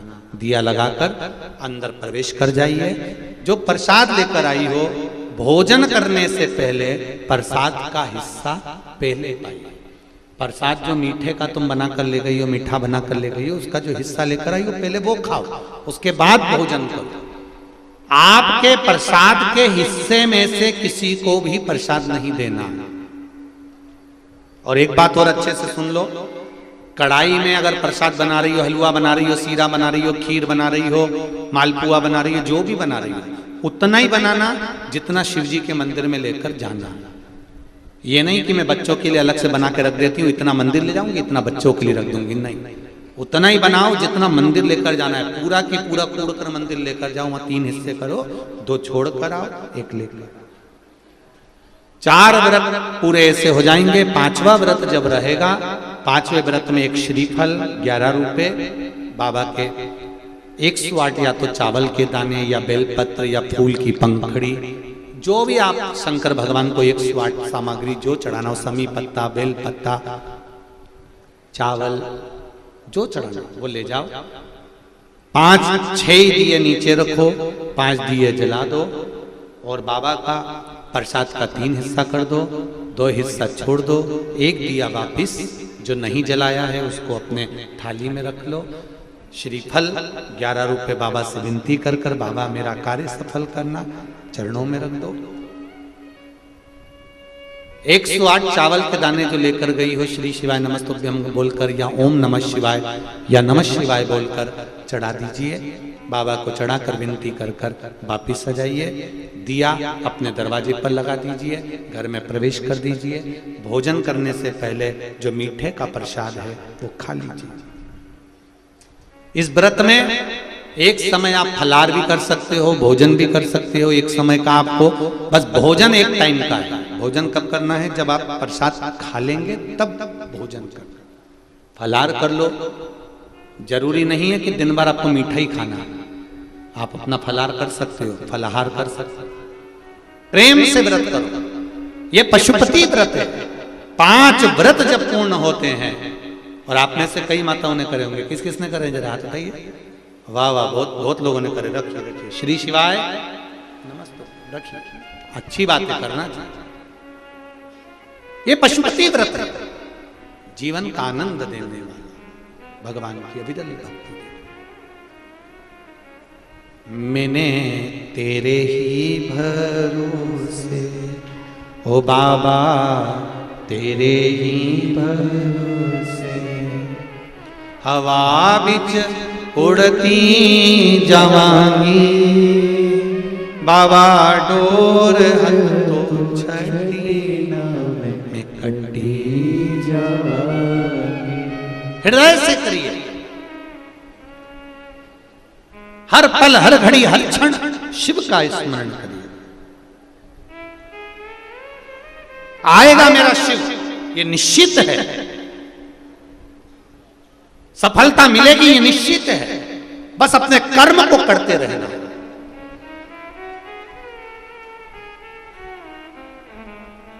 जहां भक्त होता है वहां भगवान जरूर दृष्टि देता है, ये निश्चित है। फिर वही वाली बात आ गई, धन होगा, सोने की रकम होगी, तो चोरों की नजर आप पर जरूर होगी। सुंदरता होगी तो लुच्चों की नजर जरूर होगी। और अगर हृदय में शंकर भगवान के प्रति भक्ति होगी तो शिव की नजर जरूर, ये निश्चितता। इसको कोई टाल नहीं सकता, ये निश्चितता।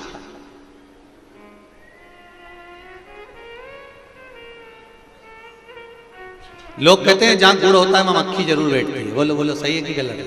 अरे बोलो जरा, जम के बोलो जरा, सही है?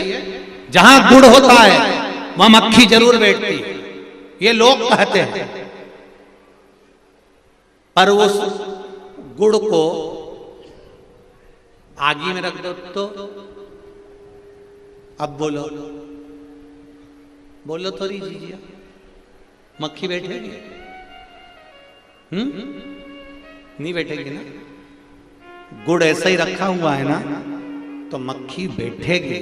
और वो गुड़ आगी पर ले जाकर रख दिया, कंडे पर ले जाकर रख दिया, गोबरी पर ले जाकर जलती हुई अग्नि पर गुड़ को रख दिया, तो मक्खी नहीं बैठती है। उसी तरह जहां भक्त बैठता है वहां शिव जरूर देखता है। पर भक्त अगर अहंकार में बैठता है तो फिर शिव नहीं देखता है, ये निश्चितता है। शिव की उदारता कहती है महाराज। पशुपति व्रत की महत्वता कही। विदल और उत्पल, इन दोनों असुरों का संहार माता पार्वती जी ने कुंदुक का प्रहार कर कर करा। शिव जी का नाम कुंदकेश्वर महादेव पड़ गया। क्या नाम पड़ा?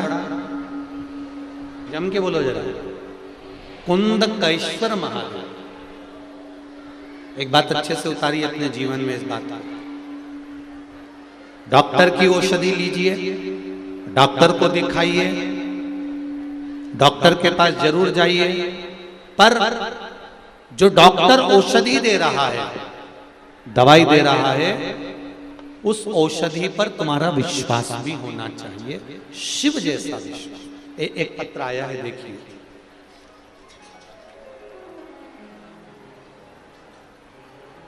मैं छत्तीसगढ़ का निवासी हूं, पुलिस में ही मेरी ड्यूटी है। गुरुदेव आलोक शर्मा मेरा नाम है। पंडाल के बाहर ही ड्यूटी है। मेरी माताजी और बहन अंदर बैठी हैं। मेरी छोटी बेटी को ऑटिज्म और हाइपर एक्टिविटी का प्रॉब्लम हो गया था, जिसका मेडिकल साइंस में कोई दवाई वाला इलाज नहीं है। और डॉक्टर साहब ने कहा कि बॉम्बे में भी एक बार आप पता कर लीजिए। मैं मेरी पत्नी घर आ गए और मेरी पत्नी रोने लगी कि अब कैसे करें। मैंने कहा रो मत, मेरे पास एक ऐसे डॉक्टर हैं जो दुनिया में सबका इलाज करते हैं। मैंने भोले बाबा से विनती करी और मेरी पत्नी दूसरे दिन ही भोले बाबा के मंदिर जाकर एक लोटा जल चढ़ाने लगी और उसी जल को मेरी छोटी बेटी को पिलाने लगी। उसके ठीक होने के लिए पशुपतिनाथ व्रत भी किया। जो कोई शब्द नहीं बोल पाती थी, एक अक्षर भी नहीं बोल पाती थी, आज मेरी बेटी, दीदी, पापा, मम्मी, बाबा, दादा बोलना चालू कर दी है और उसकी बीमारी ठीक होना चालू कर दी। ये शिव है।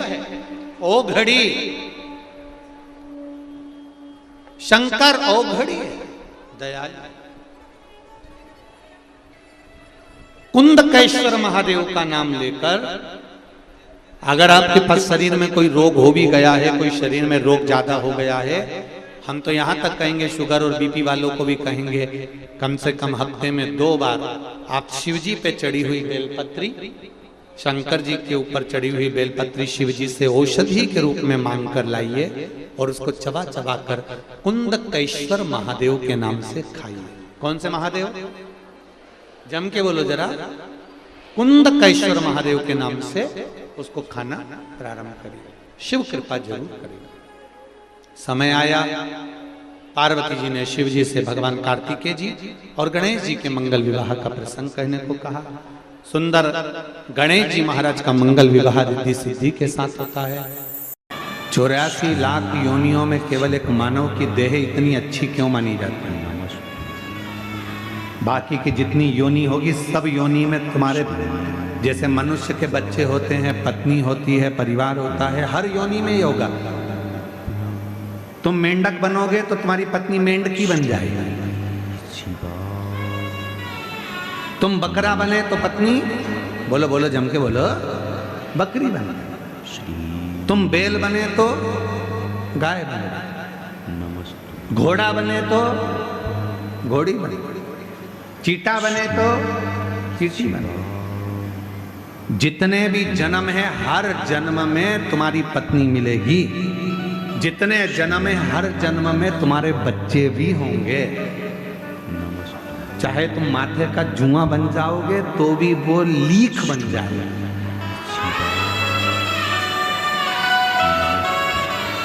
और उसके भी बच्चे होंगे। बोलो बोलो सही है कि गलत है? हर जन्म में जितने जन्म होंगे हर जन्म में तुम्हारी पत्नी मिलेगी, तुम्हारे बच्चे होंगे, तुम्हारा परिवार होगा, तुम्हें रहने की जगह मिलेगी, खाने को मिलेगा, पीने को मिलेगा प्रत्येक जन्म में। पर हर जन्म में सब कुछ मिलेगा, पर हर जन्म में शिव महापुराण की कथा नहीं। हर जन्म में भगवान शंकर को 1 लोटा जल चढ़ाने का मौका नहीं मिलेगा।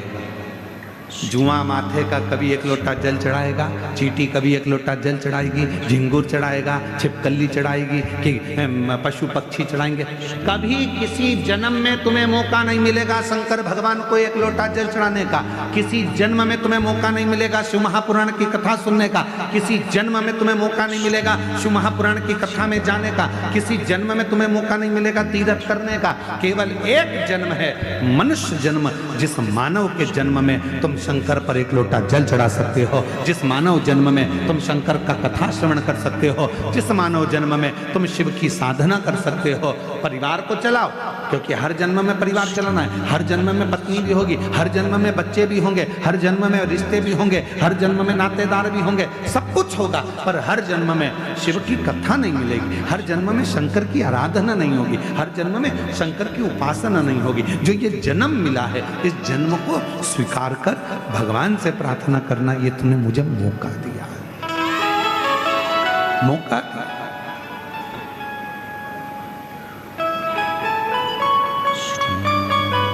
पूरे कवर्धा वालों को कबीर नगर धाम वालों को, कबीर धाम के पूरे जिला वासियों को गणेश तिवारी जी को धन्यवाद देना चाहिए कि ये इनके माध्यम से कम ये कथा हमको मिल रही है। पूरे कवर्धा वालों को साधुवाद देना चाहिए कि आपने बड़ी अच्छी काम करा। छोटा सा गांव घुंगरी खुर्द, पहले इस गांव का नाम हमको याद नहीं था, पर हमने बोल बोल के याद कर लिया।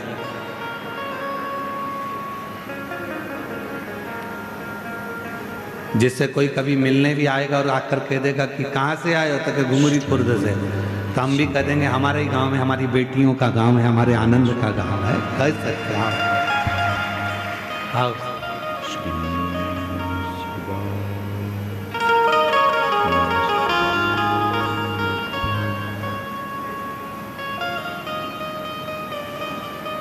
अब तुम भी अकड़ के कह सकते हो,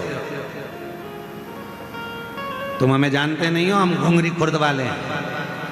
तुम भी अकड़ के कह सकते हो। हम वो गांव के लोग हैं जिस गांव में कुबेरेश्वर धाम से चलकर ये कुबेर भंडारी की पवित्र कथा पहुंची। हम वो गांव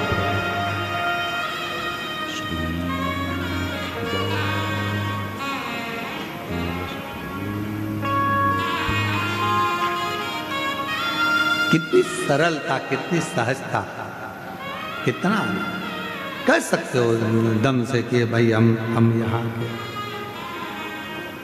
और हम तो बाबा के भरोसे चलते हैं, हम तो बाबा के भरोसे चलते हैं। ये दुनिया वाले जलते हैं, ये दुनिया वाले जलते हैं, हम तो बाबा के भरोसे चलते हैं, हम तो बाबा के भरोसे चलते हैं। आप उस पर आश्रित होकर चलो। शुद्ध भक्ति के साथ में, शुद्ध भाव के साथ में शिव को रिझाने का प्रयास करो। भक्ति में छल नहीं होना, भक्ति में छल नहीं होना चाहिए। बिना छल के भगवत भजन को धारण करो, बिना छल। पर दुनिया के लोग छल, अभी कथा 14 तारीख से 20 तारीख तक देवघर झारखंड में बाबा देवघर में ये कथा होने वाली है। 14 से 20 नवंबर 1 बजे से 4 बजे तक। कई लोगों ने कह दिया कि वहाँ अब दुनिया का बहुत सारे दुनिया के लोग बैठे हैं, कहीं ना कहीं वो व्यापारीकरण करते रहते हैं। कह दिया पास बिक रहे हैं, हमसे पास ले लो, पास ले लो। अभी हम आपको क्या बताएं कि कुबेरेश्वर धाम पर भी कई लड़के आ गए थे बाहर के, और वो कहने लगे यहाँ कुबेरेश्वर धाम के हॉल में कथा चल रही, उसी के पास। फिर आखिरी में उनको थाने में बंद करवाया। जितने भी झारखंड की कथा में, देवघर की कथा में आ रहे हो, कथा को श्रवण करने के लिए आ रहे हो, याद रखना वहां कोई पास पैसे से नहीं बिक रहा है। तुम्हारी मर्जी पड़े जहां बैठकर कथा का रसतत्व ग्रहण कर सकते। बस थोड़ी सी जगह जो यजमान परिवार है, यजमान परिवार जो हर तीर्थ में होता है, उसके परिवार के लिए जगह रखी गई है। वो जगह में बैठकर वो लोग कथा श्रवण कर। बाकी के वो झारखंड देवघर की कथा स्वयं देवादिदेव महादेव की कथा है। आप कराने वाले, स्वयं शिव कराने वाले, स्वयं शिव करने वाले और स्वयं शिव सुनने वाले, उसको कोई दूसरा कराने वाला नहीं। स्वयं देवघर का मेरे बाबा देवादिदेव महादेव ही उसको करा रहा है। बाबा वेद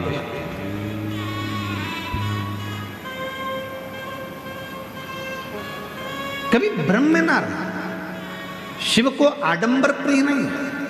दुनिया के लोगों ने शंकर जी के नाम से आडंबर करना प्रारंभ कर दिया। शिव को ये मत चढ़ाना, पाप लग जाएगा। शंकर को ऐसा मत कर देना, पाप लग जाएगा। प्रदोष के दिन ये गलती, तुम सवेरे सवेरे गूगल को सर्च करो, तुमने जैसे मोबाइल खोला गूगल पे सबसे पहले यही आता है, आज प्रदोष व्रत है, भूल से भी ये गलती मत कर देना, पाप हो जाएगा। सबसे पहला ही ये लिखा होता है और दुनिया के लोग उसको खोल के देखते हैं, ऐसा हमने क्या कर दिया। आधे से ज्यादा व्यक्ति को डर लगने लगता, प्रदोष करूं नहीं करूं, एकादशी करूं नहीं करूं। एकादशी आती है तो लोग कह देते हैं एकादशी के दिन भूल के ये गलती मत कर देना, पाप लग जाएगा।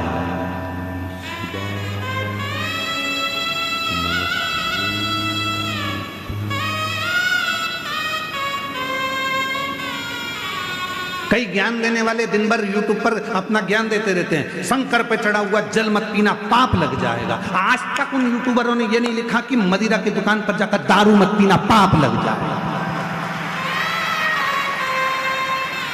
शिव पर चढ़े हुए जल को पी रहे, पाप लग रहा है। मंदिर में बैठ के भजन कर रहे हो तो पाप लग रहा है क्या? गलत काम कर रहे हो तो पाप लग। डराने का प्रयास किया जाता है। सनातन धर्म में दुनिया के लोगों ने केवल एक ही काम करा है कि सनातनियों को सनातन धर्म से दूर करने का प्रयास किया है। महाराज ये भजन में कैसे लगता है, इनको डराया कैसे जाए, तो एक रील बनाओ जिस रील में कह दो कि ऐसा मत करना पाप लग जाएगा, एकादशी ऐसी मत करना पाप लग जाएगा, प्रदोष ऐसा मत करना पाप लग जाएगा, सोमवार की अष्टमी सोमवार का व्रत ऐसे मत करना पाप लग जाएगा। तो लोग सनातन धर्म से दूर हटते चले जाएंगे और सनातन धर्म से दूर हटेंगे तो दूसरे धर्म में प्रवेश करते चले जाएंगे। ये बहुत बड़ी रीति चलाते हैं लोग। इसलिए आपसे निवेदन है, शंकर से डरने की जरूरत नहीं, शिव पुराण से डरने की जरूरत नहीं, शंकर के भजन से डरने की जरूरत नहीं। एक लोटा जल चढ़ाओ, मेरे देव अधिदेव महादेव से जो चाहो वो पाओ, शिव देता है। एक लोटे जल में वो बल होता है कि तुम कितना भी पाप कर दिए, तुमने जिंदगी में कितनी भी गलती कर दी, शिव इसको स्वीकार कर लेते हैं। कौन है शिव? आपके पिता। शिव कौन है? मेरा बाप। शंकर कौन है? मेरे पिता। आप ये मानो कि शंकर जी मेरे पिता हैं, कोई भी गलती होगी क्षमा करेंगे। हम आपसे एक बात पूछें, उत्तर दीजिए। तुम्हारा बच्चा खेल रहा था, खेलते खेलते वो नली में गटर में कीचड़ में गिर गया, मोहल्ले के लोगों ने उसको निकाल लिया, बच्चा रो रहा है। मोहल्ले के लोग उसको गले लगाएंगे क्या? जम के बोलो। कीचड़, गंदगी, गोबर और ना जाने कौन कौन सी गंदगी उसके शरीर पे लगी है। मालूम पड़े वो गटर में गिर गया, जिस गटर में मेला जाता था, गंदगी जाती थी, उसके शरीर में बदबू आ रही है।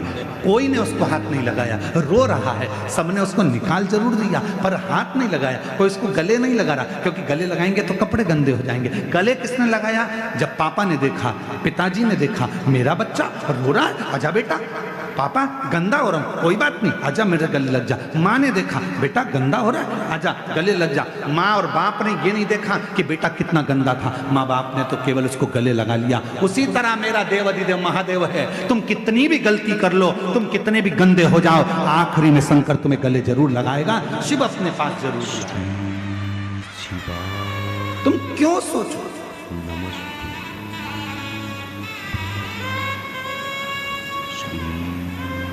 वो पिता है। जब हम उसको भजते हैं तो ये भाव, एक पत्र है, अच्छा है, देखिए।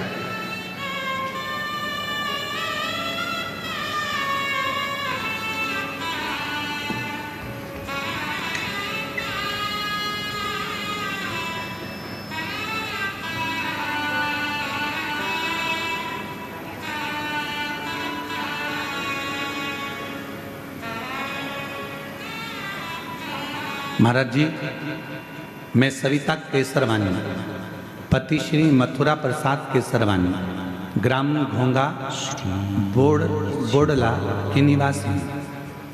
यह मेरी भांजी राधा, उम्र 19 साल। कहीं बैठी हो तो हाथ हिला सकती हैं और बेलपत्र लेने के लिए आ सकती हैं। पत्र को आप लोग एलईडी पर पढ़ सकते हैं। मेरी भांजी राधा, उम्र 19 साल, जिसका आँख पूरी तरह से दिखाई नहीं देता था, उसकी आंख से दिखता नहीं था, 19 साल की हो गई। महाराज, पूरे परिवारों ने डॉक्टर को जगह जगह दिखाया पर कोई सुधार नहीं हुआ। तब मेरे पति के साथ भिलाई जयंती स्टेडियम में आपके शिव महापुराण कथा दर्शन का सौभाग्य प्राप्त हुआ, जिसमें मैंने कथा के पंडाल में बैठकर अर्जी लगाई। बाबा से कहा मेरी भांजी की आंखें आ जाए, 19 साल की हो गई, दिखता नहीं है, उसकी आंखें नहीं है। ऐसी कृपा करी बाबा ने। हमने पशुपतिनाथ का व्रत करवाया भांजी से, सीहोर जाकर रुद्राक्ष लाए, वहाँ का जल रुद्राक्ष लाकर पानी में तांबा का लोटा में लेकर उसको गलाकर शिव को चढ़ाकर आँखों में लगाना और उसको पिलाना प्रारंभ करा। आज बाबा को धन्यवाद देती हूँ कि 75% मेरी भांजी को दिखना प्रारंभ हो गया। 75% मेरी भांजी को दिखना प्रारंभ हो गया। और आज हम बाबा को यहाँ प्रणाम करने कवर्धा में बाबा को नमन करने के लिए पत्र देखिए, कहीं बैठे हो तो आ सकते हैं, आप ही आ जाओ एक बेल पत्र लेने के लिए। एक पत्र और देखिए,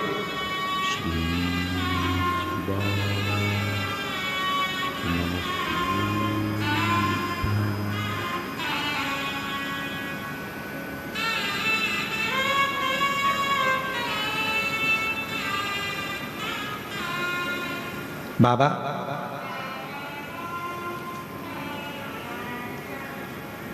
मैं लता राजा वैष्णव, कहीं बैठे हो तो हाथ हिला सकती हैं।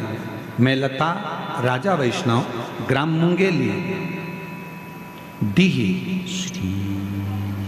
गोछिया से मेरी बेटी मेघा, आइए साथ में ले आओ इसको, आ जाओ।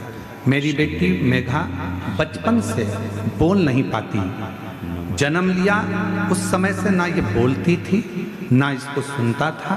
बहुत इलाज कराया पर निराशा हाथ लगी। सब डॉक्टरों ने कहा ये जिंदगी भर बोल नहीं सकती, सुन नहीं सकती। गुरुदेव बेटी का जीवन है, कैसे संभालूं? पर किसी ने कहा कि भोलेनाथ की कथा आती है टीवी पर, सुनो।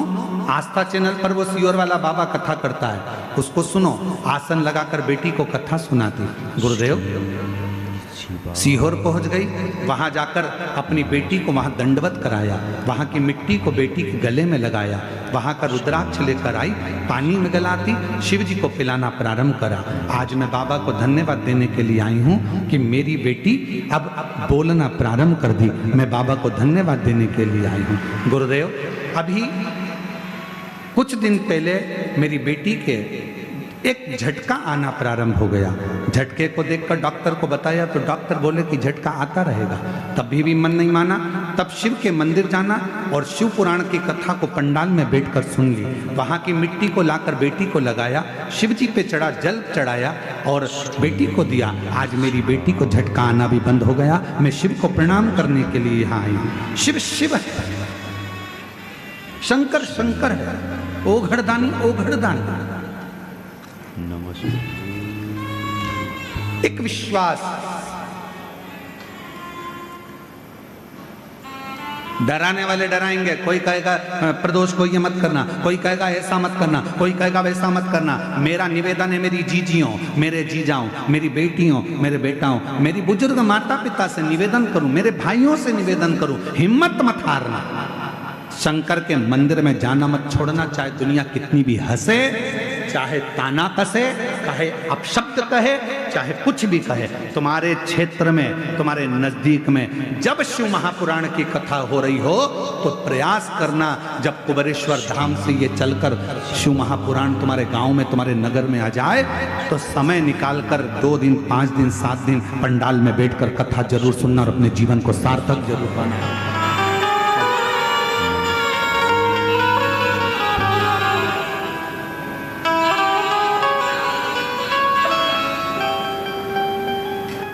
शिव कृपा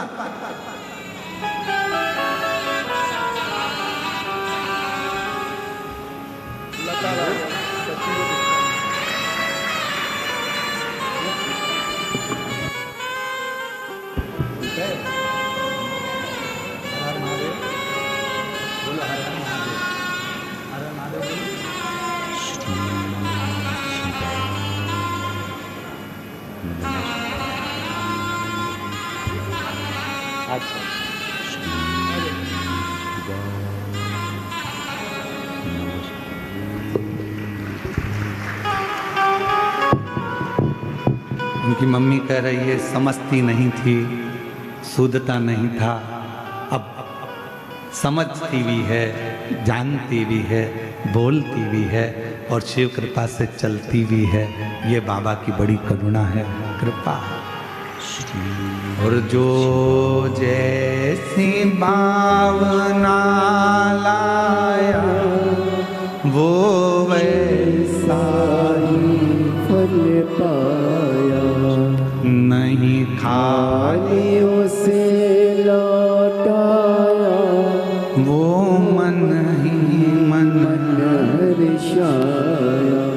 और कर दिया माला माल काशी वाले लुटा दिया भंडार काशी वाले लुटा दिया भंडार काशी वाले कर दिया माला माल काशी वाले ने कर दिया माला माल काशी वाले ने कर दिया माला माल काशी वाले ने लुटा दिया भंडार काशी वाले ने कर दिया माला माल काशी वाले। भांजी को दिखता नहीं था, शिव जी की कृपा से आपकी भांजी है जिसको 75% दिखना प्रारंभ हुआ। एक बार जोरदार ताली बजाकर स्वागत नंदन शिव तत्व शंभु। एक भांजी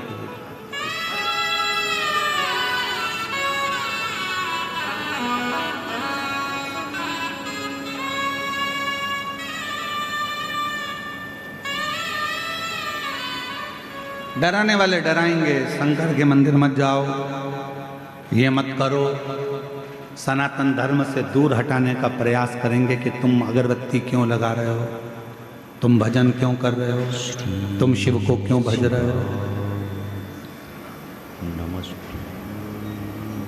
गलत फहमियां भरेंगे तुम्हारे हृदय में,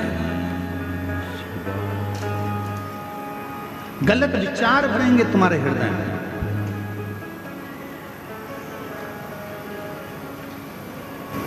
गलत सोच गलत विचार तुम्हारे अंदर लाके रखेंगे कि जिससे तुम भगवान से दूर हो जाओ।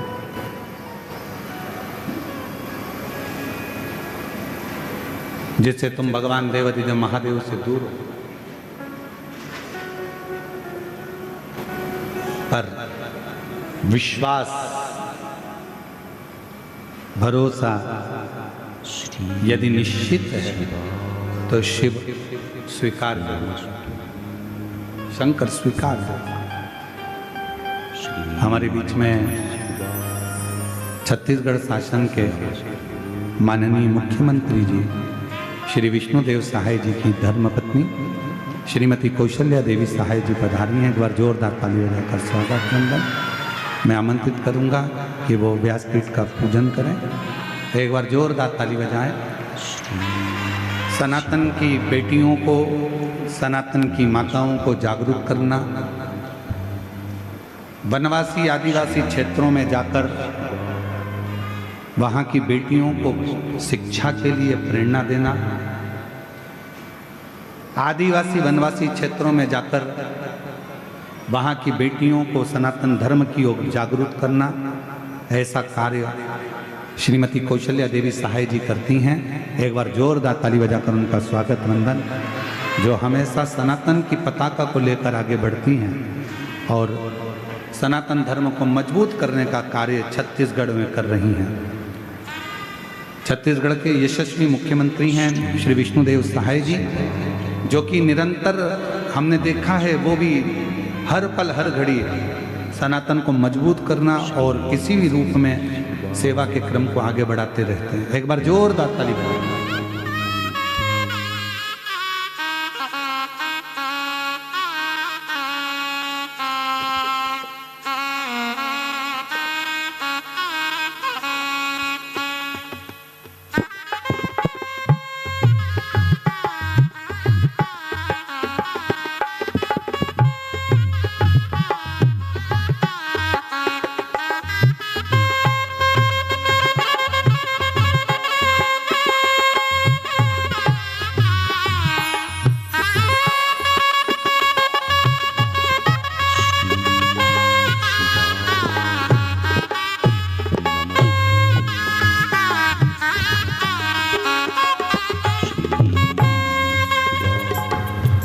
एक बार जोरदार ताली बजाकर।